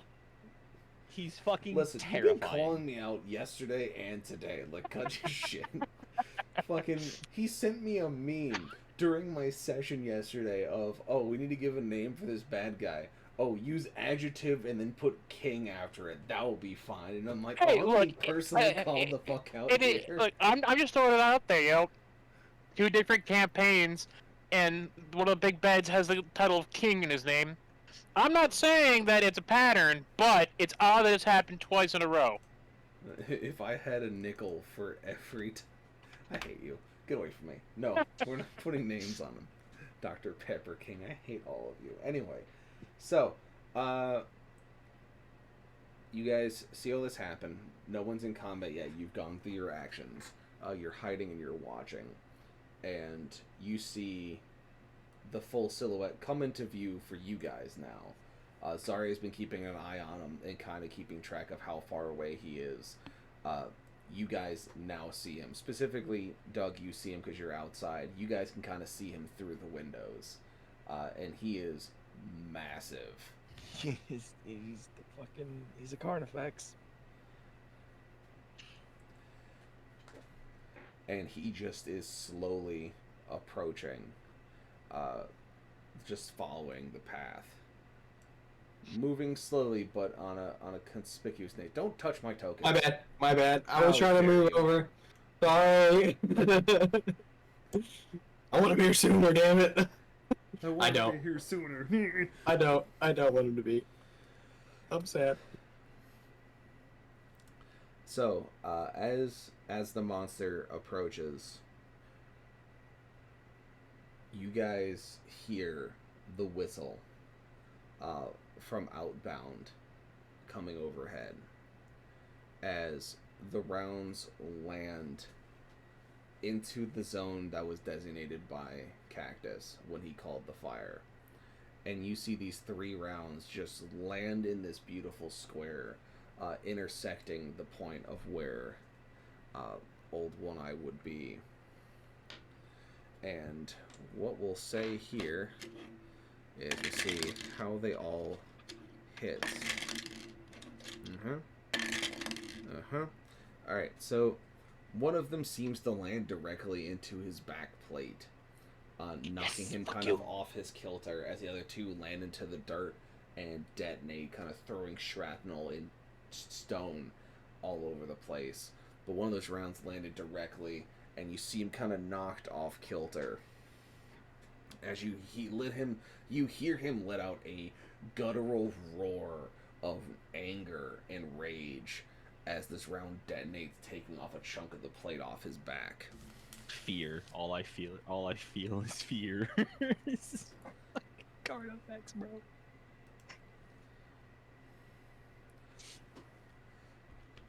Good effect. We're radio over. Good effect on target.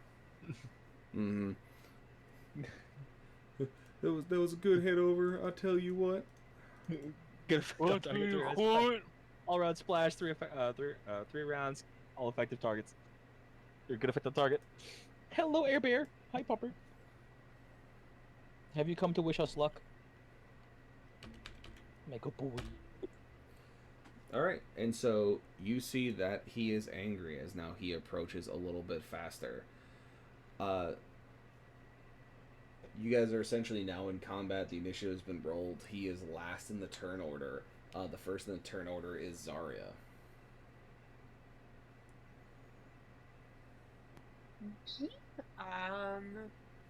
Hello I there. would like to bard her. You're out of distance to bard her. Fuck. Can I sing to her over the mic? No, you Hello there. cannot telepathically sing to her. Hi, pretty. Hi, Shane. That's a little creepy. Welcome. Anyways, No, you cannot telepathically Especially since sing we'd to all her for bardic advantage. It's not how this works. I'm just gonna sing the Mulan song. No, you shush your face. So, Xaria, you will have advantage on your strike because of one, practice, two, you're attacking from stealth against your favorite enemy. Wonderful. I want to. Does it look like I have access to the eye yet, or not yet? Oh, you can clearly see it. Fantastic. That's what I'm looking for. I rolled a hit. You do. Hello there. Thanks for the follow, Holy Obsidian. Big preach. 23. Alright, let me do math, because he's fucky wucky. But let's see. Ha! Numbers are difficult. Blech. Oh, yes. That occurs. Very good. So, Oh, you... I totally forgot about my wolf. You line up your shot with your Barrett, and you see the eye come around the tree line as it starts stomping towards you. And you fire this shot as you all hear it ring out, and it strikes true, and it hits him square in the eye socket.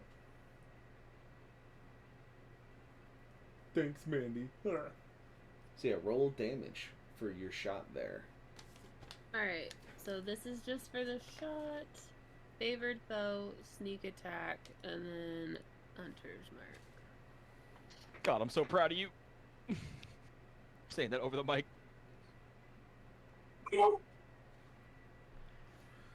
Alright. So it's 31, 40, no, shit, 36. Yeah, so you deal a significant chunk to him. You hear him just roar and shake the ground around you as his head rears back in pain as you see the ichor spray out of the socket from not just the impact of the round, but the beetle doing its job.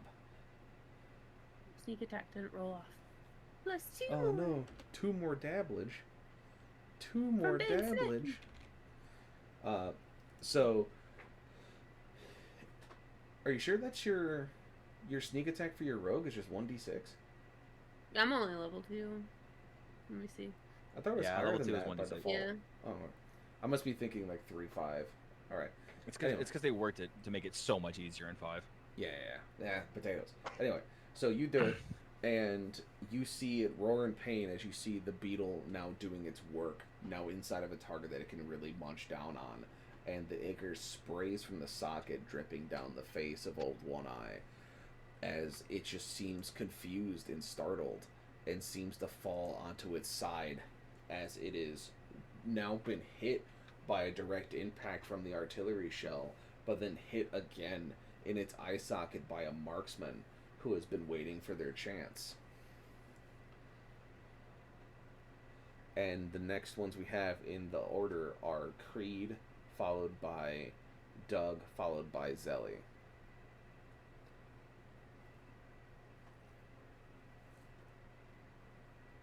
But how far away is this thing? From you, it is about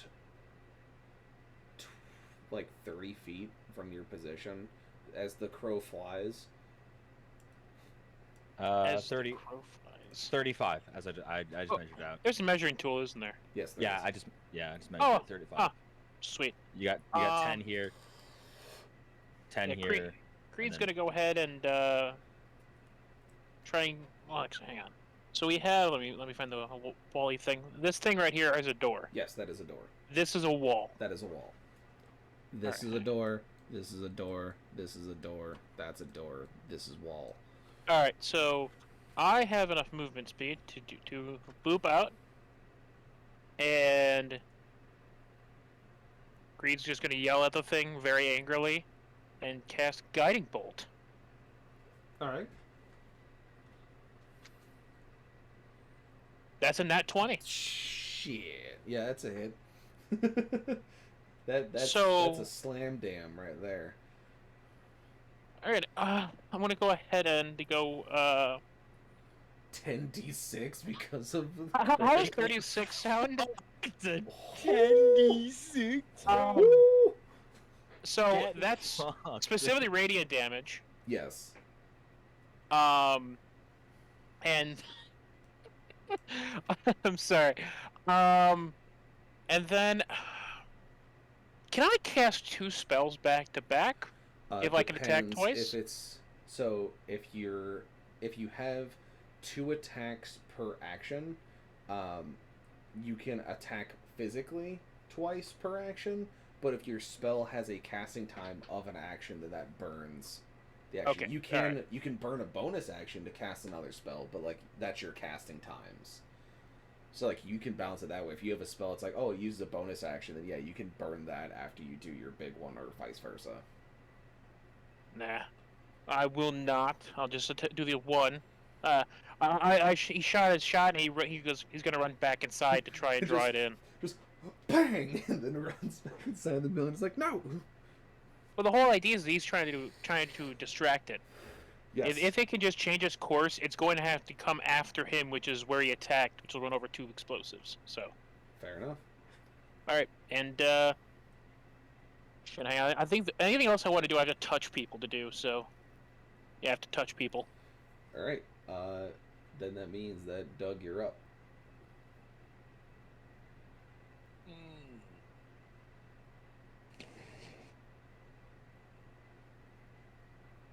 Hunting rifle.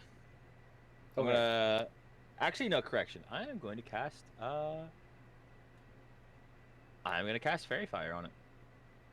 Okay. So you will get advantage because of Guiding Bolt. I don't know. I don't think Fairy Fire has a role per se. So you're just casting Fairy Fire on it so that it can't hide. To make a. It can't hide. It has to make. It gets to make a Dex saving throw, right? Okay. For the. But it can't hide, and we have advantage on all attack rolls against it. It definitely passes the Dex saving throw of a nat 20. It sure as fuck does. Yeah. That's me. I know it's prone, so it would have disadvantage. All right, no, so it doesn't pass it. All right, cool. So then it gets the debuffs on it from you. All right, then it means it's Xellie with Nate out to bat. Nate in the hole.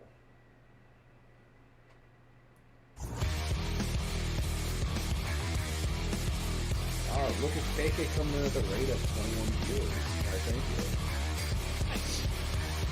Nice. Grim, Welcome, I have to admit, Grim, I am fucking proud of you, dude. Your channel is really taking off. I'm genuinely proud of you. Congratulations. Yeah. Welcome, everybody, to catch up the Raiders on what the situation is here. We have a nice little 5-man party going up against a giant monster from their nightmares that they're hunting down to kind of relieve military force in the area. My Hello name there. is Burn the Priest. I am a veteran DM of 15 plus years.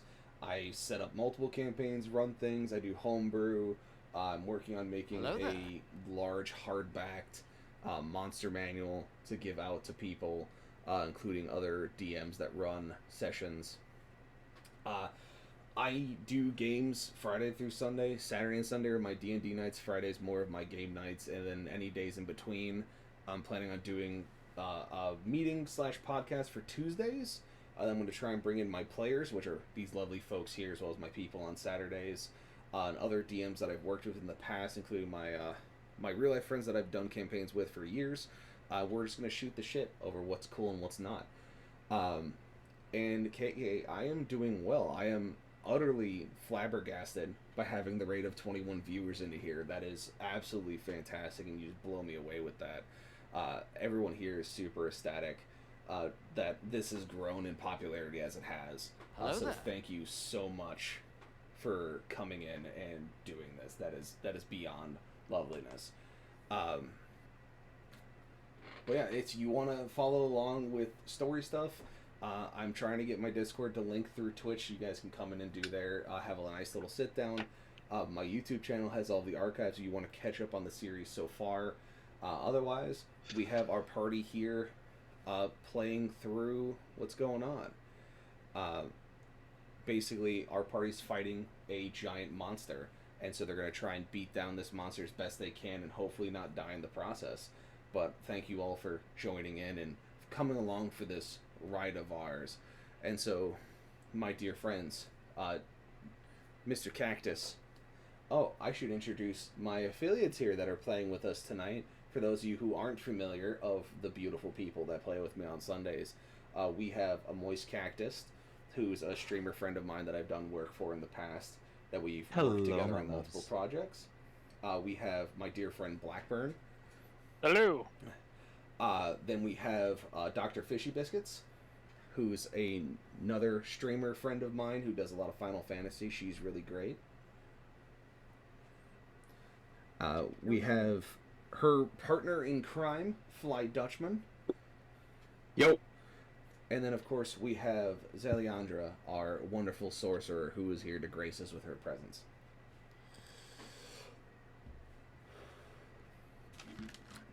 And so, with that, we're going to get back into the thick of it here, as now we come to Xellie and Nate are the ones up to bat against the monster, as you guys have currently knocked it prone between your massive shots, massive damage, and the artillery you've called in.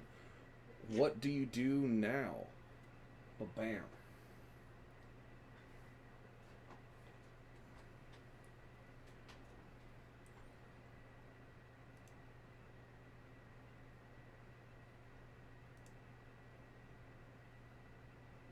Is it me or Xellie? It's Xellie. It's Xellie. Okay. I wasn't sure if Yeah, you're I good. want to do an empowered spell. All right. I'm gonna spend the sorcery point to do that, and I'm going to do lightning bolt. Very nice. So you can't physically see him because you're inside the building. You can move up to either here, or you can go outside the door and kind of around the corner to right here to get eyes on. Move up to here to do it. All right. You did empower, which increases your damage, and you have to hit him. Remind me, is lightning bolt a thing that you have to Dex roll to hit, 14. or is it dex? All right, dex 14 on my end. Cool. So he rolls at disadvantage because he is prone, and he super fucks it. So go ahead and roll dabblage. Hello there. Thank you for the follow, everybody. I really appreciate it. I'm going to have to thank every single one of you once we get the chance here. After I either have this monster kill this party or the party kills the monster, we'll find out. One way or another, it's no longer going to be our problem. Basically. One way or another, it will no longer be an issue. Hello there. 33. 33 dabblage off the top from the lightning bolt. And Cher, why are you on my headphone cord? That is unfortunate. Hello there. What did they give with the bonus? I gotta check. Because you did Oh, empower. to reroll up to 3 times. Oh.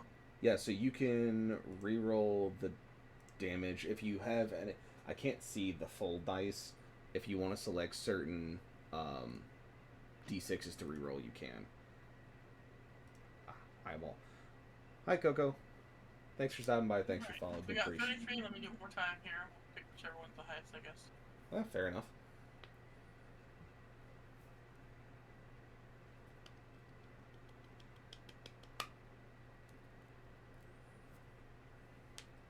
D&D Beyond is struggling to roll all this high damage y'all are dealing out. Y'all gotta slow the hell down.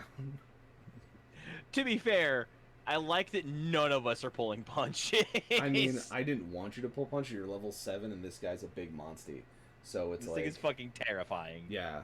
Wait, we're not level 7, we're level 5. Oh, brother. Brother. Oh, brother. Last Brother in session- Christ. You should be level 7, my guy. I'm gonna fix that post fucking haste.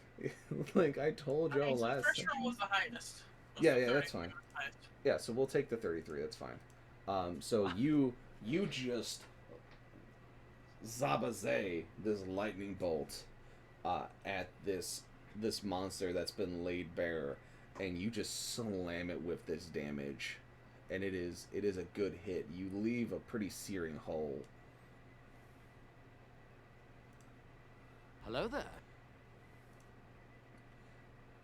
and now I gotta do numbers. Hold on. That is 16. Oh God, math. There, I did it. Math is hard, but I fixed it. Thank you, everyone. Apparently, I just hit 50 followers. That's a little nuts. Thanks. Nice. That's not crazy or anything. Y'all lovely, lovely people hit me with this. Y'all are ridiculous, and I'm here for it. Alright, Xellie, you got anything else in the pocket? No, she's just gonna make sure to stand next to her buffs. Fair enough. Alright, Nate, that means that it is you, sir. Awesome. Okay, I will, as any good Midwesterner, say, "Oh, I'm gonna squeeze right past you." You did and not move. just ope on my stream. I did it. You son You of a can- bitch. I'm only gonna be myself on your stream, Grim. I don't care if you got 50 followers all of a sudden. Hey, all right? hey. I'm gonna ope by as many people as it needs be, okay? And then I'm gonna slap my knee and say, "Well, best be getting out of here." Okay, I'm gonna walk out here, if I can get that far. You should be able to, yeah. Okay, all right, and then I'm going to cast Spirit Guardians. And I will designate everyone in the party as not affected by this spell. And when the anyone that starts, if the creature starts its turn within 15 feet of me, it has to make a Wisdom saving throw or take damage. And regardless of the Wisdom save, its speed is halved while it's within 15 feet of me. Very good. Very good. And then I will also, if I can, use my bonus action to use our telepathic rings to tell Svet or tell Cactus something, if I can. Yeah, you'll be able to do bonus action for that. That's fine. Okay. I tell him, "Hey, trust me, blow these charges when I tell you to." Raj. All right. And that will be my turn. Alright, so that brings us to Old One Eye's turn. As he will try to stand himself back up and does so. So he is no longer prone. And he's within 15 feet of you, so he has to make a Wiz save or take damage. Yes, Wisdom save. Okay. Yep. Alright, how much damage does he DC take? at 13. He takes 3d8 radiant or half on a successful save. He did not save it because he is low whiz. So roll your damage for your radiant. That's a 12er. That's a 12er? 12 damage?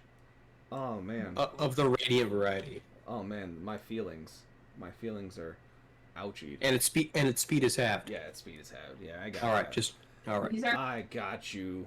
I hear you, dog. Trying to keep us all safe, you know.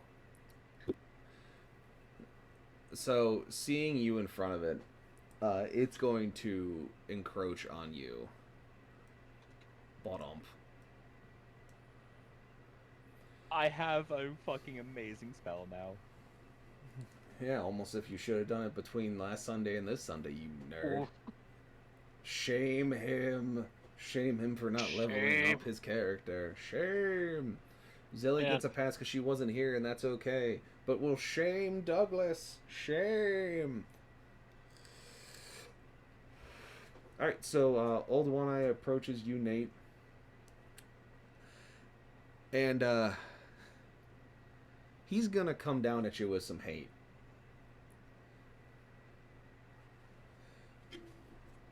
So for those watching the stream, you can see these rolls happen in real time. So we're going to go ahead and do his first attack because he gets 3.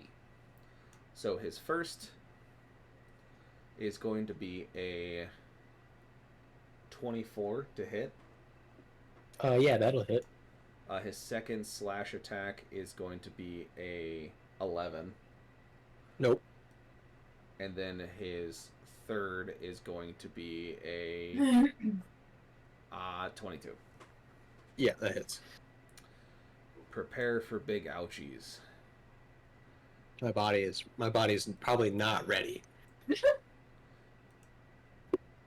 Alright, so first one is 21 damage.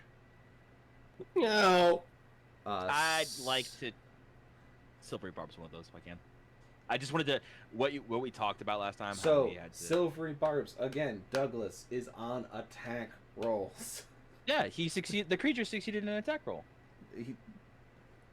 Where were you when he was succeeding on all of them? That's the whole point. Okay, so... I want to do the one that's going to... the first fine. one that's going to hit him. So he re-rolls it.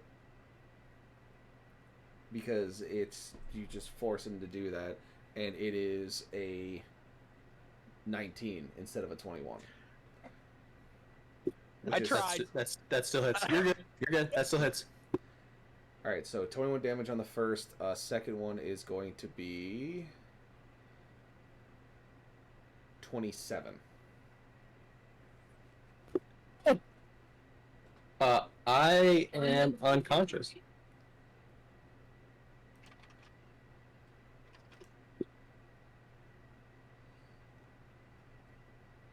So,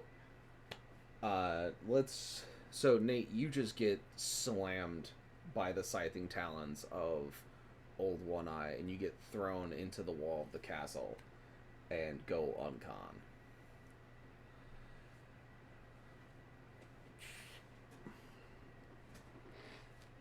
As for a bonus action of Old One Eye, he's going to take a tail swing at the building. And we're... And that is a 16 to hit the building fortification. Yep. So he slams the building, and now he's going to roll athletics. Alright, and so he rolled high enough where now this will make it yellow. Yeah, I don't like that. This section of the building is gone. It's been ripped open by his mace tail. Well, like to dust or collapsed in? To the fact that that room is no longer enclosed. It is now open. The Fucking walls are gone. Yes, big rip. Big rip on this situation here.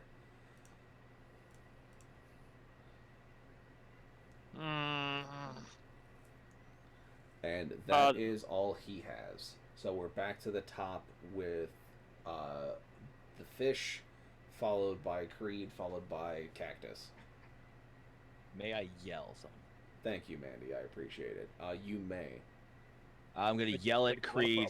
I'm gonna yell at Creed to get Nate. I mean, you don't have to yell. You have the rings of telepathy. Well, you know what I mean. You can just communicate with Creed. Get this man's. Horse. I'm. Is it my go? Yes, it is you now, Xaria. Oh, I do the thing that I know how to do. You shoot the big gun at the big thing. Yeah. Now is it the still question at advantage? is, Oh. is that if you want to try and shoot again in the eye, it's going to be a significantly harder shot, or you can try and hit it in the body to try and stall it. The belly is open, right? No, his belly's no longer because he's on his feet now. Thank you, KK. Oh. Do I still have advantage? You are still, well, let me see if he knows where you are. He doesn't. Oh, because I could have used my, I meant to say bonus action. I never used one. I could have hid because of rogue. Yeah, I mean, I'm just gonna, he hasn't detected you anyways. Okay. So you would still have, you'll still have your advantage from hitting him from the side, sure. I'd go for eyeball then you're again gonna go if for I have eyeball? yeah. So if you go for eyeball, your advantage is gonna cancel out the disadvantage. You're gonna roll natural. Okay, so just regular. Yeah. Okay. I think that's okay. Yeah. Okay, I'd go. You got this. I believe in you. Oh man, no I don't. Off. The shot goes wide. Goes wide. Whee. He just goes. You hear "coconf" and you see the round just like fly through the trees and take out tree trunk over here. Tree just explodes from the round hitting it. Big Sag. Move that. You should have Then I 2 will- attacks per turn, don't you? Oh shit, I do. Yeah, because you're level 7. Try again. Yeah, fire I forgot. again. Look, it's been a minute. That's way more better. That's way more better. Okay. Can the splinters from the Ambulance? tree hit him? No, sure. I know, I completely biffed the first, but Yeah. you know. You biff Okay, the first shot, I'll- you hit a tree, you realign, you're like, fuck it, Oh, punk! shit, third one. Snacking and that one. Shish! Sheesh! That's Sheesh. 35, 36, 41.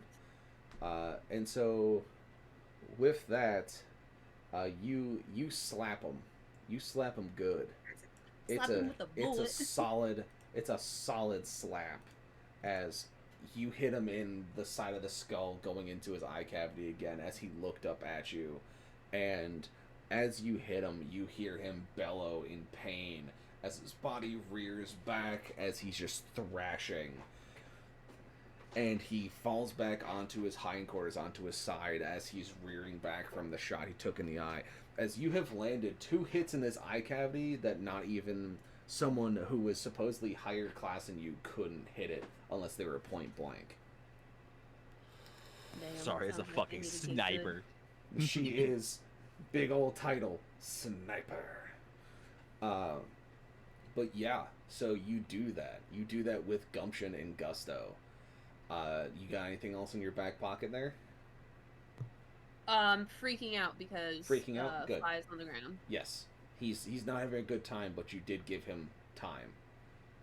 Yeah, Very I'm hoping good. somebody down on the floor because I've got maybe not literal advantage, but good eyeballs on the baddie. So I don't really Yes. want to go down there. But I know people are Creed, there. it is your turn.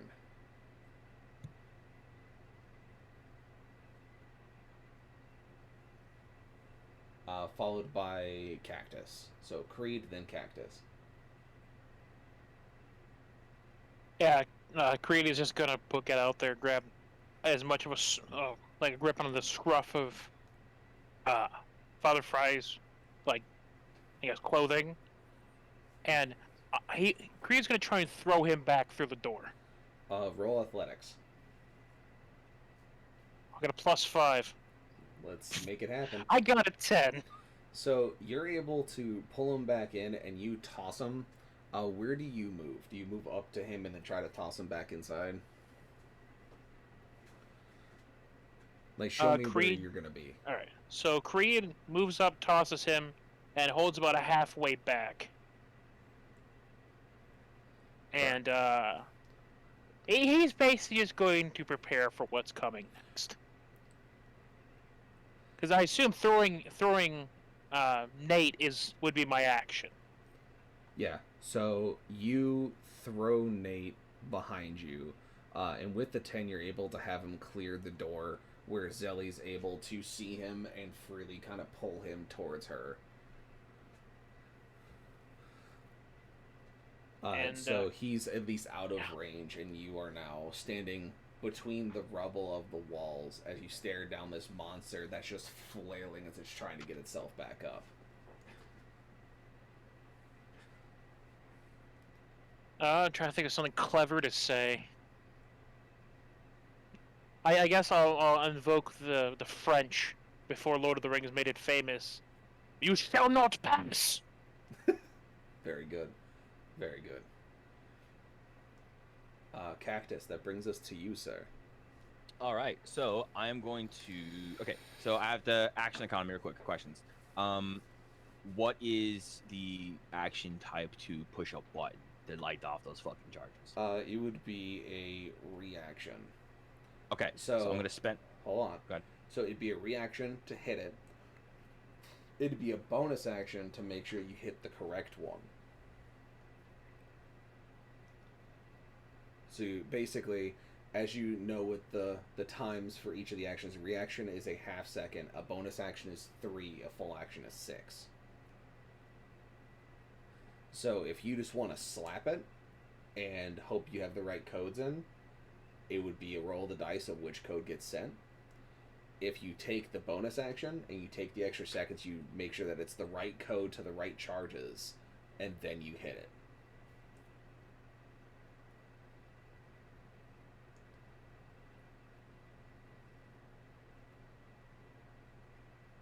Can I trade my reaction for another bonus action? Not that I know of, unless you have a feature that lets you do that. No. Well, unfortunately, no. Right then, I'm going to. Fuck. I have to do it. I'll spend the bonus action to do the correct charges. All right. So you take a second to check the clacker, make sure it's on the right code, and your hand's on it, and you go to squeeze it.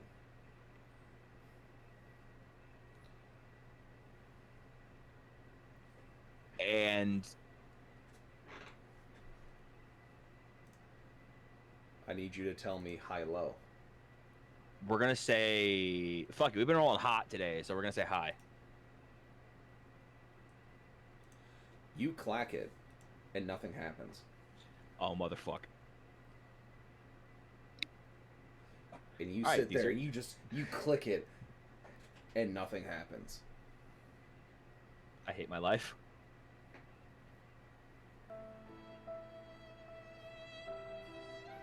Very good timing, Mandy.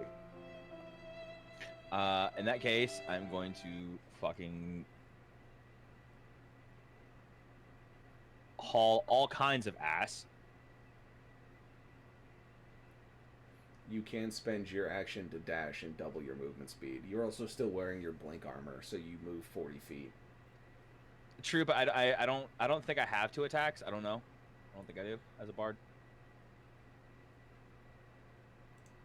I imagine you should, but I mean, you don't have 2 actions, just that for your action you get either 1 or 2 attacks. Okay, well, oh, that's 20 feet. Never mind. We in this bitch. I'm going here. Right there. Where's there? I'm not seeing your dude move. There. Okay. Hauling ass. With the... I gotta pull the stat back up. Where's it at? You sent it to me. Slugs. Uh-huh. I'm putting a slug in its stomach. All right.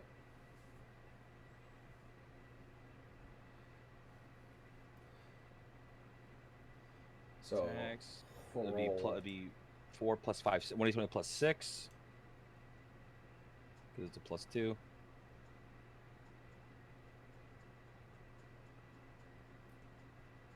Oh, fuck. Oh. Off. So you fire that slug, you run up and you just fire it in an act of hope and prayer, and you fire it and you see it hit the carapace that seemed to have regrown over its chest where it had gone hit before, and just splinks off into the distance. You hear the Fucking as the round nothing. just goes. Then I guess I'm going with the fucking scatter shot because of the top rail. Yep. So it's a 30-foot cone with that scatter, and it's I can't remember if it's prone has a disadvantage on dex or if it auto fails it. I think it's a disadvantage, but let's see. I mean, it's gonna fail to save anyways, so it would take full damage. 3d10 plus 4. Yep. So roll it.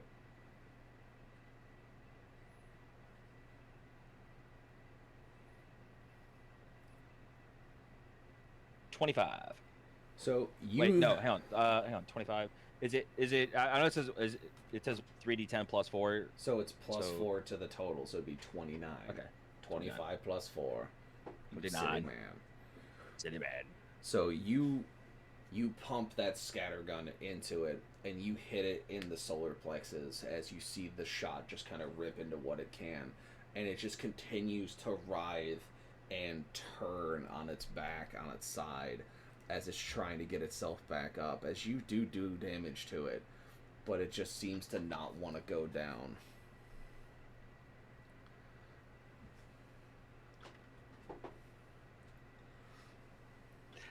I'm gonna cry now. So give me perception really quick.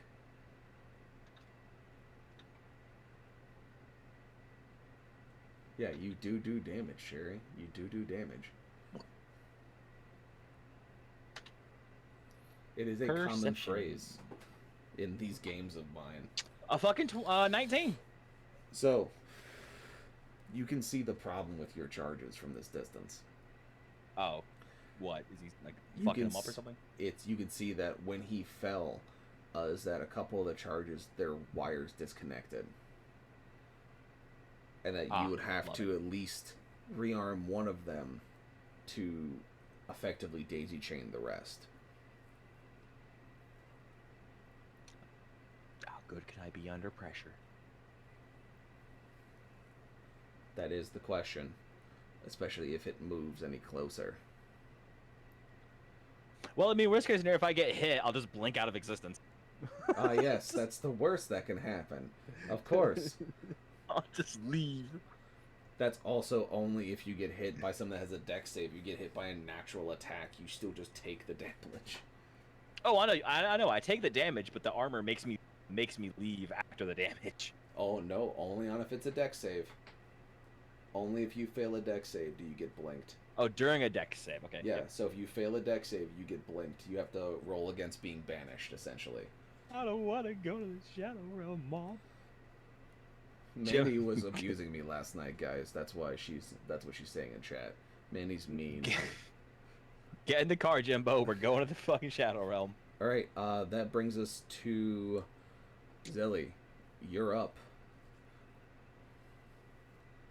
Alright, awesome. So I'm gonna try another lightning bolt. The first one worked pretty good.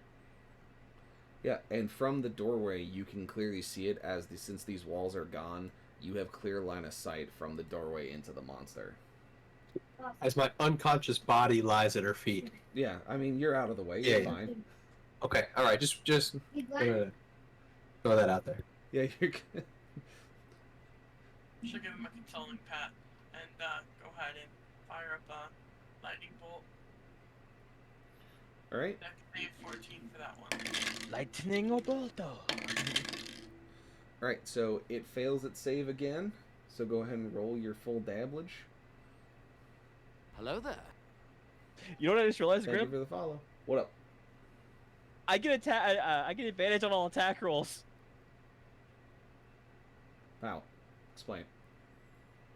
The fairy fire. We get advantage on attacks made against it. Ah, yes. Seems Oh, like so I the could've buffers. Kind of last time. So the buffer's not taking account of the buffs he's putting on the enemies. John. Huh. Oh, wait. Don't you play Sage in Final Fantasy, Cactus? Yes, Don't you I know do. your macros and your rotations? Shut. I'm a healer, not a buffer.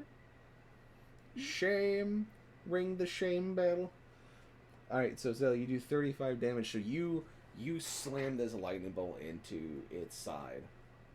And you see the lightning ripple across its carapace as you see some of the energy gets absorbed by its outer chitin, but you see the main blast hits it in its chest cavity, and you see it just rip apart some of the flesh, just causing a minor explosion where it is. It's still writhing as it's trying to right itself, but you feel like that you definitely struck a nerve.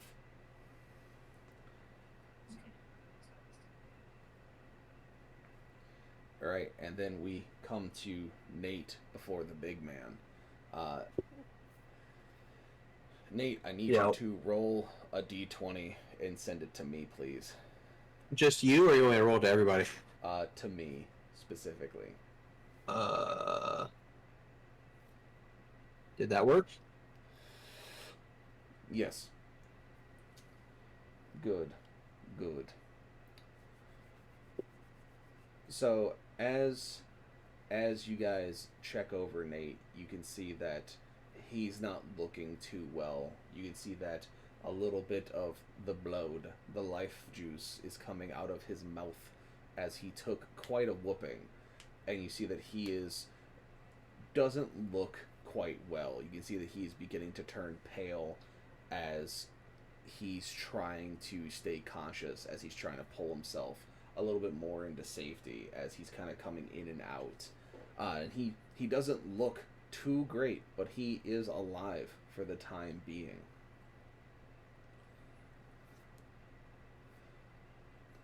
And then we come to old One Eye, who tries to right himself and doesn't. It seems that the attack done by Xellie must have sundered a nerve cluster somewhere, making it more difficult for him to articulate his limbs that aren't pinned under his side to pull him upward. You see the scything talon come out from his shoulder and just claw into the ground, getting no traction, as the crushing claw does the same. And we come back to the top of the turn order with Xaria followed by Creed. I mean, I think Nate's fine, right? Because he got pulled in, right? You think he's fine. You don't know what the hell's going on fine. downstairs. I'm just gonna keep laying rounds into... I want him gone. Yep. And if you can't see his eye right now, but you do see his delicious underbelly, and you would have advantage to hit him. Spot. Wonderful. 19. That is not a hit. I know. Then I'm gonna try again. That's not a good sign. Am I laughing or crying? How about 24? That is a hit. Your second shot lands. You have 3 shots remaining in your bolt rifle. Great. I'll have to dust off my bow that doesn't do shit. The rifle I gave you. I have another rifle? I gave you a fucking bolt action rifle. He did give you. Oh. He gave you a 30-aught last session. I gave you a 30-06 with a really nice. I didn't put it. Why didn't it save in my? I do remember that now. What do I Alright, so put in do- my inventory? Just rifle hunting. Rifle, yeah, rifle, comma hunting. So you do 51. Just so, a regular. Yeah, just a standard McStandard. So that shot, your first shot you fire, and it seems to hit an armor plate that is starting to regrow. And the second shot follows through and digs deeper into the chest cavity opening made by Xellie. And you hear the death scream start to echo from the old One Eye as he seems to become very angered, as he just is clawing at the ground in a frenzy, trying to pull himself back up, just becoming a ball of spitting death of where he is if you get too close. Oh boy. But everything's fine. I don't feel like Nate's dying or anything. Totally. It's good. It's great. We're good. Yeah, you think it's Fine. good. You're fine. You're fine. So we go to Creed with Doug in the hole.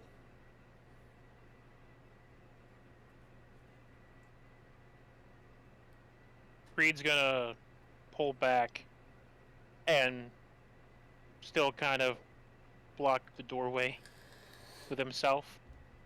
But he's gonna go ahead and reach a hand back, if I can remember. Well, that's a problem. Oh, there it is. I'm an idiot. I thought lay on hands was a spell. I'm like, that's not there. No, an action. Yeah. Ah, that's helpful. That's helpful. All right. I'm gonna go ahead and I'm gonna touch him. All right. How many points do you give to Father Fly? I'm gonna give him all 35. Oh, Jesus. All right. Dump your whole hit point pool into him. So Blow your load. Nate, you come back like someone who just got hit with Narcan. Oh, that hurt really bad. Okay. Hey, watch out. It does the thing really is okay. Oh, thank you. Back with us, Father. We have How fight to about win. now, Salty? Can you hear me now well? And Creed is go ahead and cry out in defense of the father. and he'll cast Guiding Bolt again. Dope. Make it happen, my dude. Nat 20. Fucking shit. Get fucked. Death from fucking above. Yeah. Alright. So, that's 40 damage. Yeah, no, that's a solid hit. And you slam this round, this radiant bolt from your hands, that slams right into the head of Old One Eye, as you see him get thrown backwards, in his prone state, as you can see the light travel across the chitin, causing cracks to form, and it just makes him even more frenzied. So, completely crazy question. Yeah. But, you say he gets knocked back. Does the head go down or go up? The head goes, like, up and back, like an uppercut, almost. Alright. Then, use what remains of my movement speed to move back forward. Okay. Very nice. Alright. Alright. That's all Creed's gonna do. Cactus. Is he still doing his Beyblade of Death? He's still trying to pull himself Emotional damage. up. Okay. Can I visualize a path to get to or near his fucking face that's not gonna get me turned into a shish kebab? You can try. It's going to be extremely difficult, but you can see one of the charges that is closest to him. Oh, I don't give a fuck about the charges right now. I need to get to his head, his dome. You need to get to his dome piece. You can try. It's going to definitely be a difficult check to get there without being slushied. But you can kind of see a pattern, as it's only one side that's kind of pulling at the dirt. So you can definitely do it. Give me athletics. I'd rather give you acrobatics, but okay. All right, well, either. Which I'm not sure which one you're based into. 11 is not going to be enough. No, it's not. So you approach Old One Eye, and as you try to get through it, you just get whumpused by a backswing from one of the talons. All right, how much damage? Let's find out together. I'm gonna force this shit. I'm getting in here. I'm getting to his face this turn. You take 14. 14? Because it's half damage, because it was just the backhand, essentially. Okay. I didn't get hit with a cutty bit. I got hit with the meaty bit. You got hit with the backhand, yeah, basically. All right. For the first time since I picked this fucking feat, the gunner trait's gonna come in handy because I get to ignore loading. Well, loading is like muzzle loading. This has reload, as you need to reload it after a certain number of shots. So for the slug round, is that yes, you do have it where you don't have to take an action to reload it. But like the rest of it, like to actually put more shells into the upper tube, yes, you will have to take a turn to fully reload it. Okay. Basically, can I spend both of my actions putting slugs into his fucking face? You can spend your action to do 2 attacks of doing the slug into his face, yes. Okay, that's what I would like to do. Trying to get it into his fucking eye. All right. I'm gonna bard myself. All right. I appreciate it, Salty. So, at this point, Mr. Cactus, you're going in for the kill shot. You see your objective. You're going to get close. You're going to try your damnedest to get in there. And so you have a choice. And those who are in my lobby, who are in my Saturday games, know the choice that's about to come up that he's going to have to choose. Is that you can either choose to normally try to roll to do these hits, have all the buffs and debuffs that are going to come with it, and hope that you land. Or you can do what's called a coup de grace, where you will roll 2 natural d20s, and where the result lands past 10, whichever one is the highest, would be the result. The higher past 10 the better result you'll have. So basically, you're going all in. So either you're going to succeed way and further beyond expectations, or you're going to fail. Or I'm going to die here. Yes. Fuck it, we ball. All right. So because you have advantage because of Fairy Fire, that's close enough, Mandy. Because you have Fairy Fire and Guiding Bolt on it, this makes it a very interesting situation. So what you're going to do is you're going to roll 2 sets of 2d20s. Okay. And whichever one has the higher rolls on it, you'll take that result. Okay. Okay. This is the first set. That's a 9. I'm so glad. So you take them independently as the result. So 7 and a 2. So roll again. All right. Oh my God. So with a 12, that puts you past 10. That puts you in success range. It's not going to be anything for the history books, but it's going to be a success regardless. Because you are still going to have that number up there. Because you just barely scoot past having that 4 as pulling you down into the failure range. And so you come up to put those rounds into him. And you line up the shotgun and put it into the eye socket as you see everyone around you. And you just thump these slugs in. And you feel him thrash. Now, unfortunately, because you did get a 4 with it, as that there's going to be some complications. I need you to roll me a dex save. Screaming, sit the fuck down. Mush. Dex save. Oh, fuck me. I'm dexterous as fuck. 22. So, you fire these rounds in, and as you do it, out of the corner of your eye, you see the other scything talon from his left side that's been pinned come up and try to get you. And you're able to dodge it at the last second, but not before you get cut across your back. Ow. Okay. So you will take 16 as you get cut across your back and flung basically to here next to Creed as you see it going through its death throes. Whatever you did dealt a significant blow to it, and that it is on its last leg. It is almost dead, but you know that you have a very short window before that phrase becomes outdated. I'm gonna throw the... I'm gonna head to Clacker to Creed. Clacker to Creed.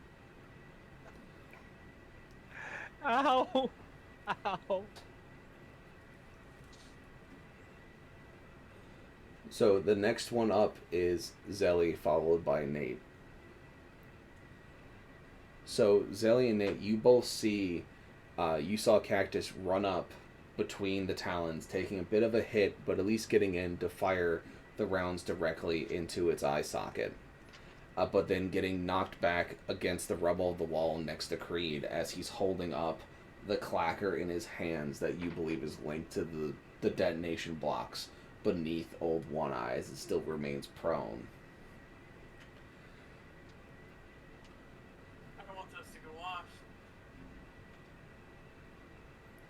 Think of the booms. Should I set them off?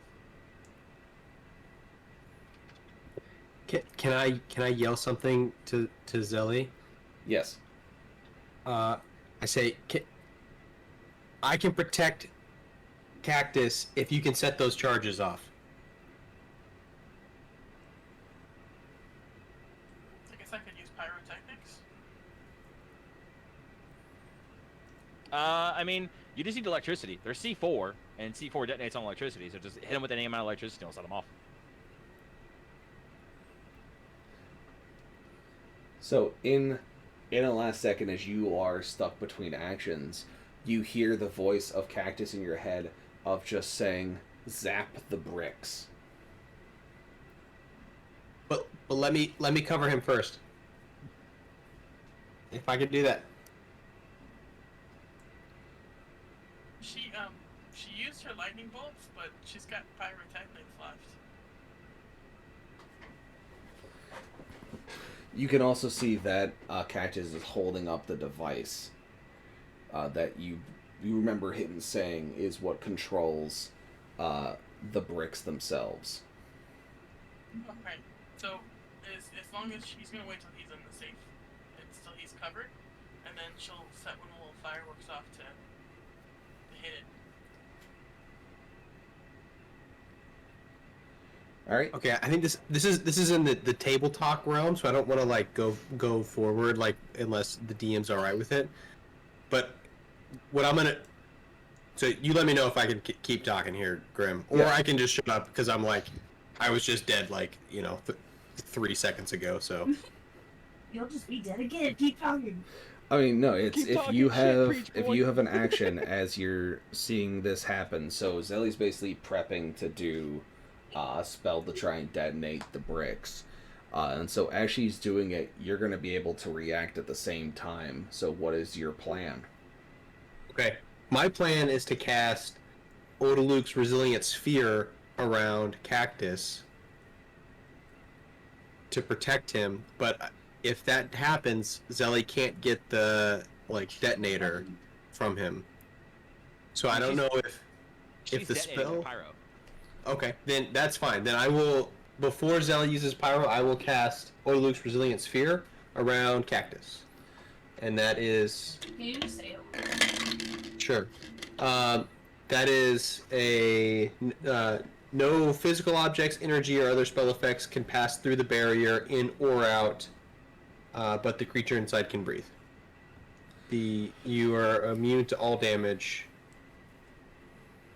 from attacks or effects. All right. So for this to work how you want it, Nate, I'm going to need a dex check from you to just Hell be yeah. able to see Xellie lining up her shot, you seeing Cactus on the ground, and wanting to react to fire that spell before hers concludes. All right, so 16. So as Xellie, you fire pyrotechnics, and you unleash it at the bricks as a last-ditch resort. Nate, you reach out and you cast the sphere around Cactus as you see the shimmering light surround him as the pyrotechnics hit the first brick in the chain. And for a second, nothing seems to happen as even the sounds from Old One Eye seem to stop as the world goes deathly quiet for but an instant.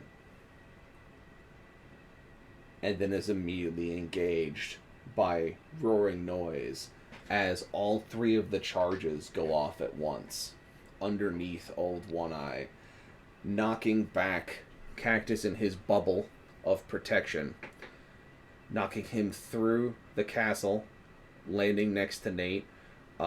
Creed and Xellie, you are both knocked prone, but are relatively undamaged from the blast wave, as you saw it all happen and you were mentally prepared for what you needed to do. Xaria, from your perch, you see all this happen in an instant. You see Cactus get knocked back after dealing damage to Old One Eye. You see Creed kind of try to pull him in. You see Xellie step up and go to cast a spell. You see a ray of light come from behind them and shield Cactus from the blast that's going to ensue. And then as soon as all this happens, you see the explosion go off. And it just deletes the carcass of Old One Eye. Damn it! I know what it is. Where the upper portion of it just gets evaporated into a shower of viscera and ichor that rains down from the sky onto you, as it almost seems like it's black rain.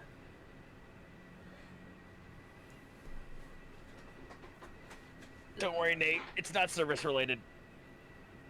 Your injuries are not service related. Call your congressman. Oh, yeah. As the four of We're you both good, here, Yeah, we're good. as the four of you kind of get yourselves together, Creed and Xellie, you guys are having issues hearing when you first stand back up. It's very mop noise as the ringing in your ears outweighs the rest of the sounds that are trying to enter your brain. But you're both alive enough to know. Nate and Cactus, you guys are kind of both on your butts from the blast, but you're both alive as well, as you all seem to count your blessings as the engagement went better than expected. But Reed can't hear shit, but he's still stumbling towards where he last saw One Eye. you stumble towards it, and as you get there and the smoke begins to clear, you just see a crater with just the hind legs left. The rest of its body blown into pieces. Pieces of its armor from its back strewn across the land. Pieces of chitin launched into trees and almost getting flung by a tornado. Its blood and viscera spread across the ground and then raining down from above you as it just falls back down due to gravity. Reed's gonna calmly sheath his sword and just fall down. I throw up. Out the window. Very good. Would you like the sound? No. Nope. Alright, clear out offer.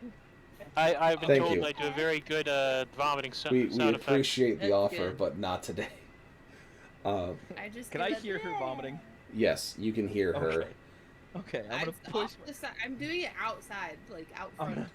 gonna push myself up. Give Nate a hand. Like, come on, up, get up, man. Come on. I think at this point I look better than Cactus. You do. I mean, I got 35 hit points back, so I'm like, okay. You're feeling okay. Cactus is I not have feeling 20 left. okay. I will obviously end my sphere spell so Cactus can, like, rejoin the He's rest of not the a world. hamster ball. Yeah. It is like you can run around in it like a hamster ball. That's like part of the description, by the way. It's awesome. This spell is awesome. You know that what? was my plan. If I wouldn't have freaking died, I would have Like, been out there and I could have you know cast what it he on was? myself. He was the bar of the ball. I hate you. Boo. I'm not apologizing. So as he deals psychic damage to all of you, as Father Flying Cactus, you guys go and find Xaria as she's up in the tower dealing with her own issues. Yeah, Xellie, you stand up as you're kind of stumbling, your balance kind of thrown off, but you see Creed fall to his knees in front of the crater of where old One Eye was. And Creed, you sheath your sword and you kind of fall to your knees, adrenaline taking over as sound slowly returns. You still can't believe that you won this fight. It seems like it was a miracle. It seems like it could have gone way worse than it did, and that it was almost as if it was planned to be way worse. But the one thing you see next to you as you fall to your knees is a piece of its armor about the size of a tower shield. Yes, my dude. Yeah, Creed's gonna like pull it towards him. You can see that the chitin still seems to regenerate into a form of some sort as it tries to find where it's supposed to be in camp. And it seems to have a feeling of its own as you pick it up. The warmth of the body that it came from and the heat from the explosion seeming to sear the edges and splintering them into nothingness. You believe that you will have to get some work done to it to make it feasible, but you believe that you could make a shield that will serve you well out of this armor of the beast that you have fallen. Random side note or question: Is Yes. there anything left of its upper? You know what I'm going for? The upper talons, the big boys. The ones that you couldn't carry even if you wanted to? No. What about the two small side ones? There's no two small side ones. Those are crushing claws. Those are even bigger. No. Fuck, I was like, I The thought of, like, armaments, the armaments off Old One Eye would be way too big for any of you to utilize. I had the thought of, like, man, that would make a badass scythe. It would, if you didn't already have the Leaper Scythe. Who has the Leaper's scythe? I don't think. I know one of you hasn't. I think it's you there, Cactus. I mean, Do I? you're like the party treasury slash Weirdo. guess I bagman. have, yeah, So I have I an don't. erase board. I don't but have don't- it. Yeah, I don't have its data. So if you, I guess I have the scythe. Do I have proficiency with the scythe? No. It is a homebrew item, so it's something that you can actually pull into your inventory.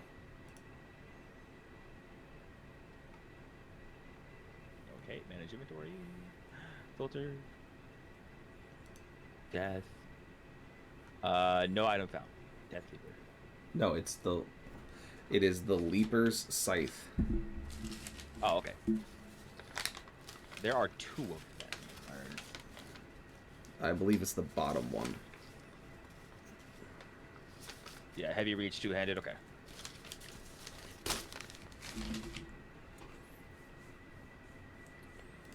Yeah, so you would have that, and then, you found the piece of it, and so it's dead.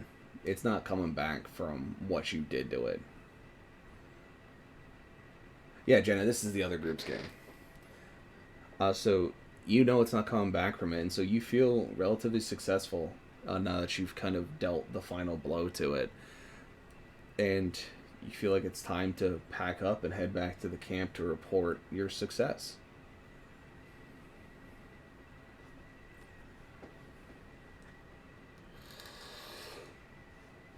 Hey, Nate, go check on your girl, on your woman. That I'll was a stumble back down. that was a pretty fucking big explosion. I'm gonna go check on these two. I reconnect with Fishy. So Jenna, they're doing okay. After They're doing I do that, better, make but sure we're both they're also okay. dealing with a really big Kind of do like monster fight. each do a once So over. I they tell her could've that gone I way almost worse, died, got but super lucky. we were all good. I still love I you. would Okay. I would like to approach Creed and say to him in a the least awkward way possible. I of course know that we have not always agreed in methods and means, or our histories have not always aligned, but thank you for giving me healing when I needed it. And as I said before the fight, you are always welcome in our group, and you always have a home with us. And thank you.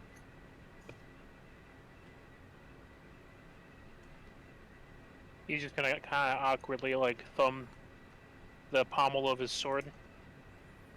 I have a home with you until you go home. Your lives continue on, as do mine. We'll see how it changes at that point. But the creature's dead. I believe we should leave. Agreed. And I'm good to head back. Xellie, you good? No, that's good. Can you hear me? I can hear you. Okay, that was a hell of a bang. Good job, son of a bitch. I'm gonna go defuse the rest of these before we leave. Because these fucking things are useful, and I'd be fucked if I'm giving them up. Yeah, so you walk through the castle and you retrieve your charges. You disconnect them as you see necessary, and you all start making your way back to the camp. And when you return to the camp, a thought crosses your mind of how you were going to prove that it truly dead. And that question is answered for you as you get closer to the camp. You see that its skull had landed within the camp's perimeter from the explosion. God damn, that thing got some airtime. Dibs. The skull itself is easily 16 feet long and is at least 8+ feet thick from top of the crown to the bottom of the jaw. It is massive, but thankfully the knight that is there at the camp seems to be back in operational order, and looks like it can carry the skull back for you to Ravenholm.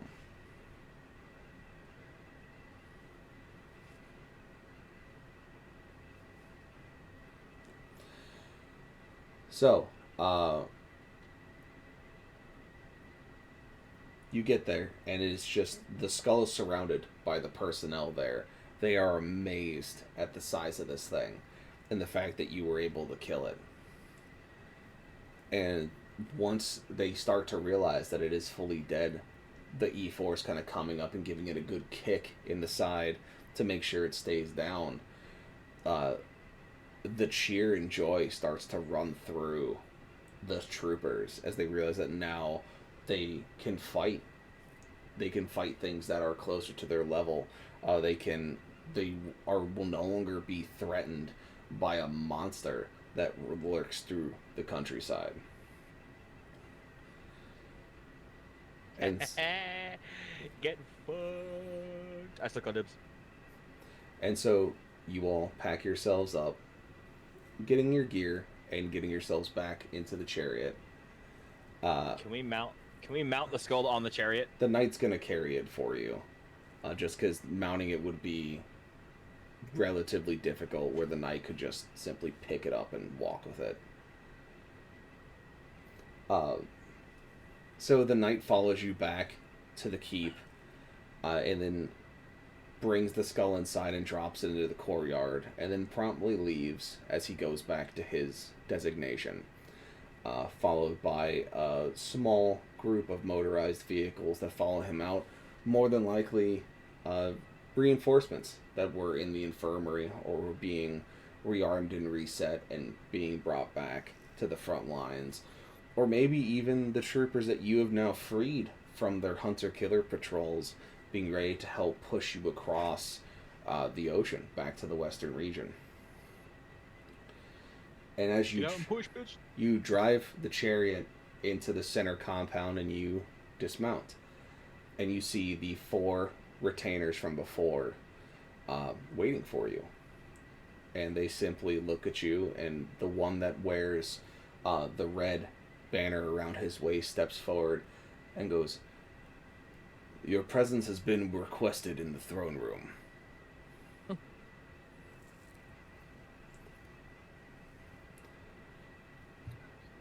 Go. Breed's gonna laugh at them. Although a nap would be nice first. You guys go take a nap. I'm gonna go see what the hell he wants. And Creed will follow. I still got a little bit left in the tank. I'm tired, but I can do some fucking politics. Alright, so is it just Creed and Cactus going to the throne room? It needs FK IRL, so yes. Alright, so we'll say that the 3 of you guys go back to your suite to recover as you send Cactus and Creed to go speak to the War Master. So, Cactus and Creed, you guys are brought to the throne room. The doors are open for you. The retainer stepped in behind you. The one that has blue accents stayed behind to bring your compatriots to their suite. The rest of them went with you to the throne room. And you step in. As you step in, the door locks behind you. You turn to see the retainers dropping the iron bars across the door, and then turning with their hands at almost a parade rest position, as you follow their eyes to the back of the throne room, where instead of being greeted by the image of the War Master, usually sitting at his table, you see his 4 generals, all sitting there in large chairs themselves, draped with their own colors. The center throne being shrouded in shadow for the time being. Ooh. This can't be good.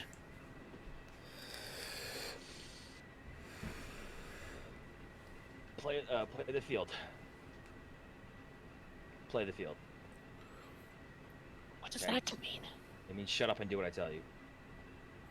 Please. Creel do like the little half shrug.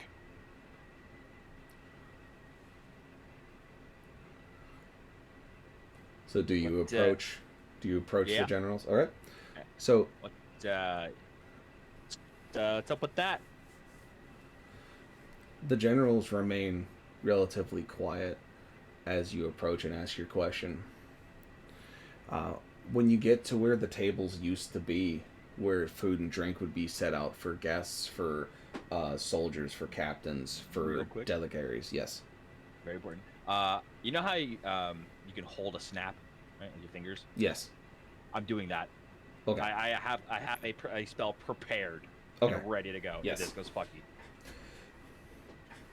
So, you prepare it and you step forward, and your question goes unanswered as the 4 generals sit there, still in their full armor, bearing the colors of their houses. Until finally, one of them stands up.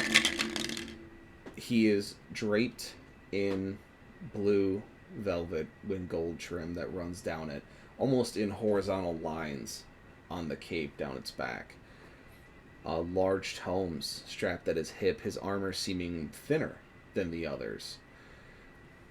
And he simply states, "You have been summoned before us to speak of your progress and to meet the War Master."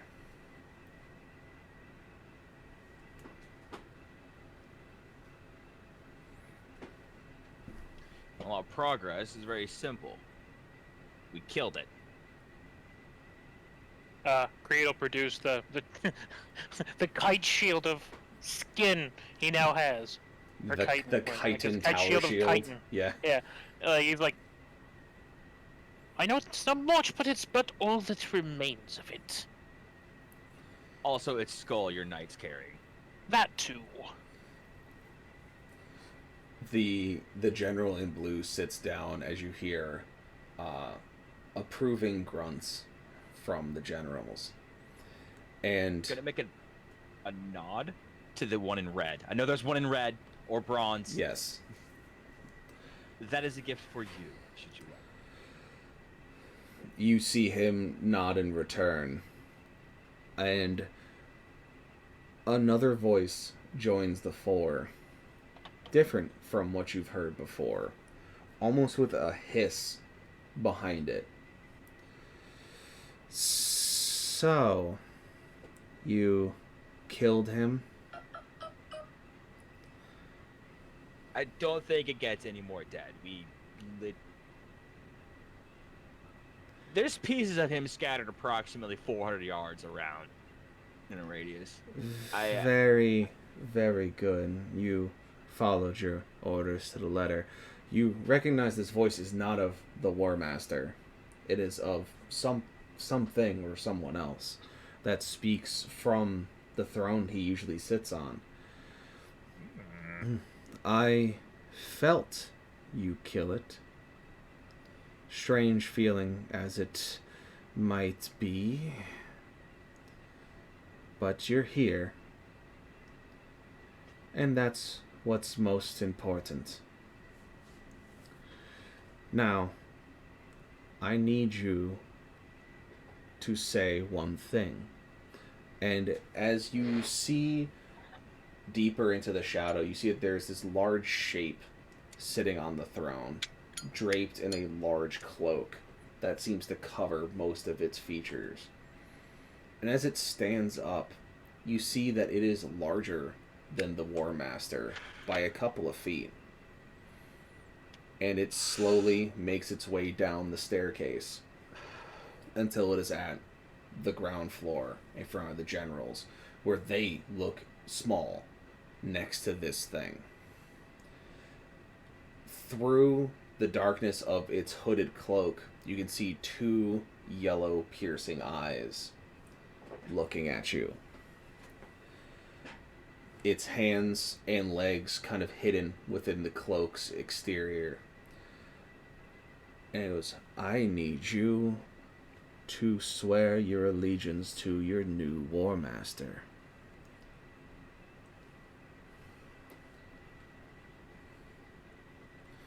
For the time of Chaos Undivided has ended.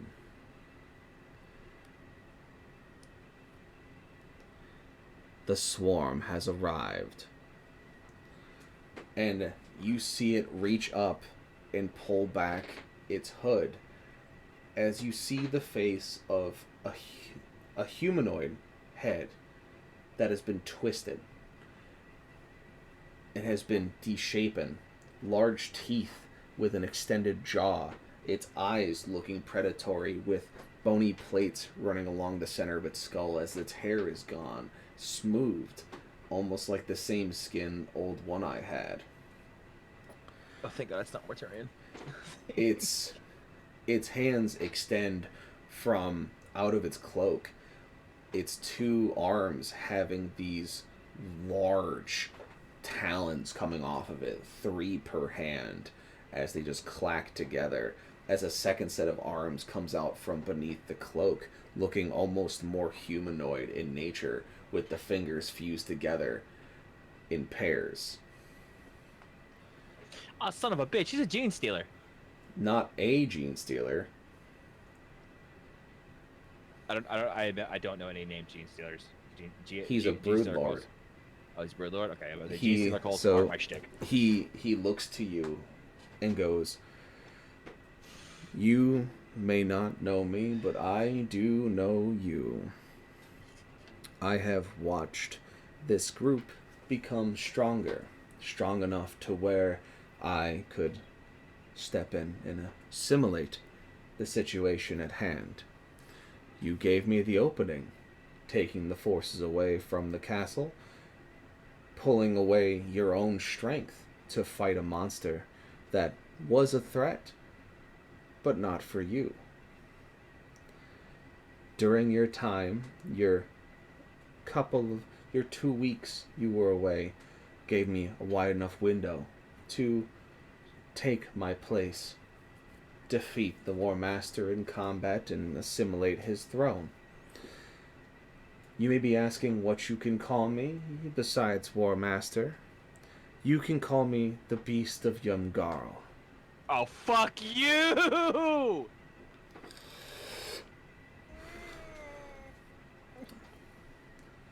And that's where we end our session. God, fuck you, Grim! Damn. Fuck you, Grim! Context, because I know like most of you don't know what the Beast of Yumgarl is.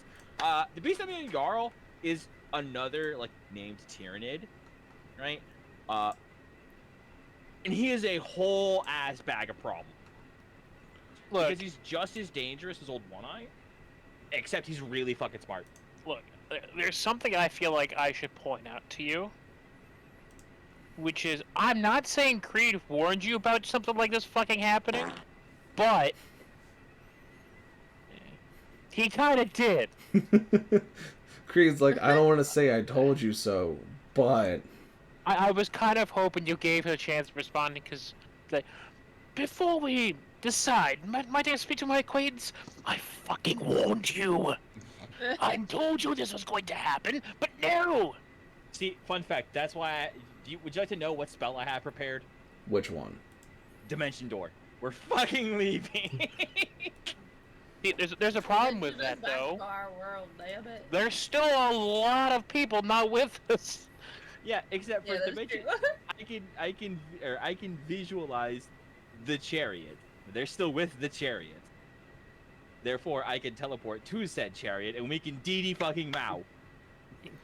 So, as you were being led to the throne room, the Kingslayer, Xaria, Nate, and Xellie were all being led to your suite that you stayed in prior.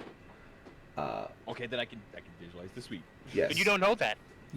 I mean, he knew that they were being led there because you all split off. Like, the Yeah, one we were retainer all gonna went take a to nap, go yeah. there, and then you all went that way.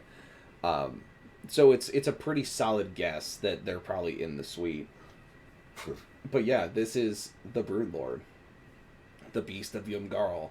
I fucking That hate you, Grim. that's why the War Master said that he was in the region somewhere. They just weren't sure where he was, and it turned out he was closer than he thought. Tim's here. Tim's right here. See, that's the thing with Gene Stealer cults, right? Is that they are, generally speaking, the Broodlord but Gene Stealer cult is exceptionally intelligent, right? They are very cunning, very patient, inhumanly patient. Like, eons do not matter to these motherfuckers. Hundreds of years is relevant, right? They're also really fucking powerful and also physically dangerous. So he's probably a really high-level spellcaster who can also body the fuck out of us in melee. So, the reason, so we're basically at end of session. So if people in chat have questions, or if you guys have questions or favorite moments that are cool that you want to talk about, we can do that. I want to give you a reason why I chose this pathway for this situation. It's because of something you said last week. What, did I hate the Beast of Begarl? No. Or that the only thing that, or that the Tyranid that scares me absolutely the most is not the Beast of Begarl, it's the This fucking... is Svet's No. fault. So I had two ideas of how I was going to do this. Because I basically want to run this arc into August. Because it's you guys getting to the region is going to be like the second half of the second arc.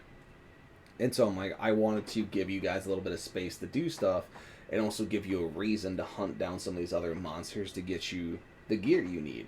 Because anything's going to help.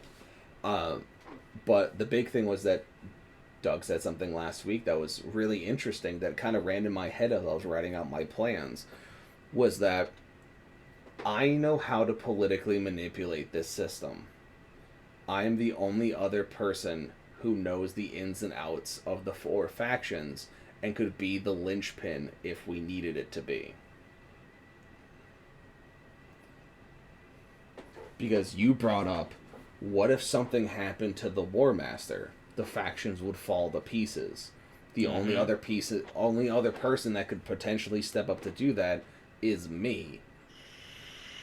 And I was like, huh, what an interesting sentiment.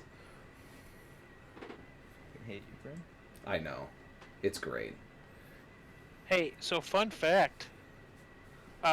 He's dead. We don't have a deal anymore. So, you don't know if he's dead. He said he bested him in combat. He's holding the throne, and all of the generals seem to be backing this thing. Yes. So That is a coup. You can assume that he is dead, but that doesn't mean that he is. Well, my point still stands. Our deal is null and void, though. It could be. I mean, you'll also have to see if he's going to uphold it. Yeah. That's the big question here, is that there's been a massive change in the power scale. And so now it's, all right, what happens now? But that's going to be a next week problem.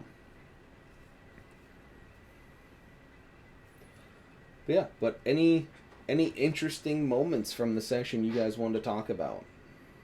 Context, the only Tyranid that scares me more than this motherfucker is the Doom of Melantai, and that's purely because the Doom of Melantai is a Tyranid roughly the same size as the old One Eye, right? Except it is a quite literally incalculably powerful psychic. It would probably be like a level 20 wizard with a level 20 fucking sorcerer mixed in. on some like snap you out of existence type shit. So yeah, it's great. Yeah. So Also, Xellie, that shot though, good shit. yeah. Yeah, I got 2 good shots in. Yeah. And Xaria also fucking out here, grade A sniper school. Nate, send your wife to sniper school. I've already been there, done that. Let's go. Let go. I'm just kidding. It was meant to land. Creed with the fucking life-saving CPR out here, blowing his load all over Nate. Please don't say it that way. For the love of God. But with that, if you guys don't have anything, I'm basically good for the night. I'm squared away. I'm glad that we got the session going because I wanted to give you guys a little bit of fat to chew on in the sense of it's not going to be that simple to get across the region. So I'm looking forward to how you guys deal with this next week. I'm excited. I am also excited. Yeah, next time on Dragon Ball Z. Next time. But yeah, with that, you guys are free to go. If you want to say bye to all the happy people in chat that came in and raided, go for it. And then y'all can go about your business.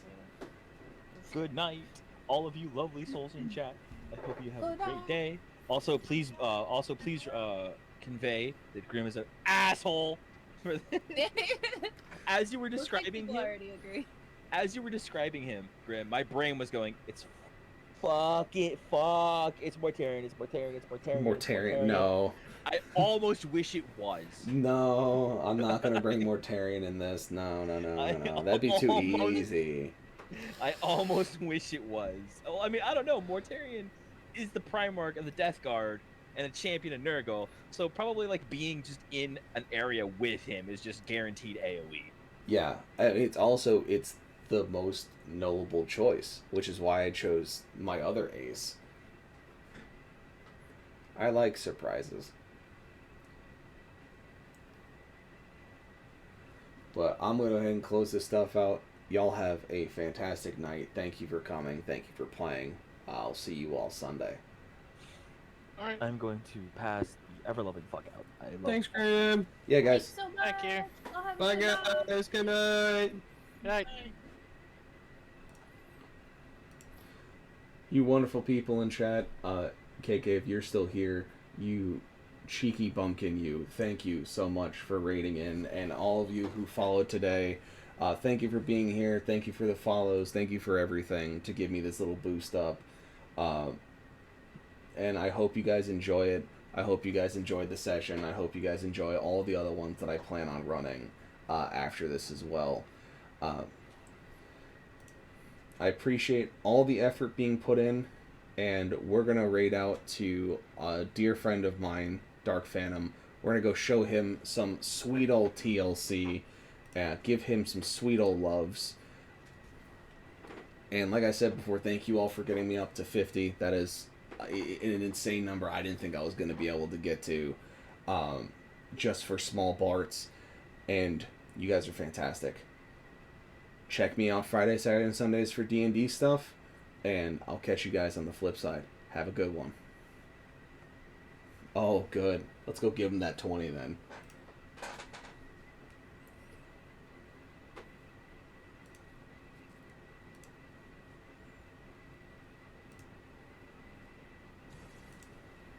Burn with the red. What's up, buddy? I was just stream. How D&D go?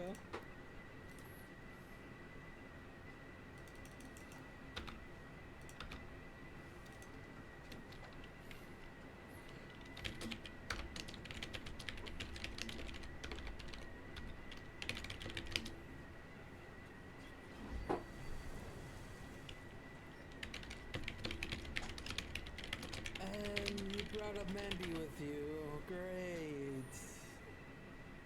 Great, you brought up Mandy.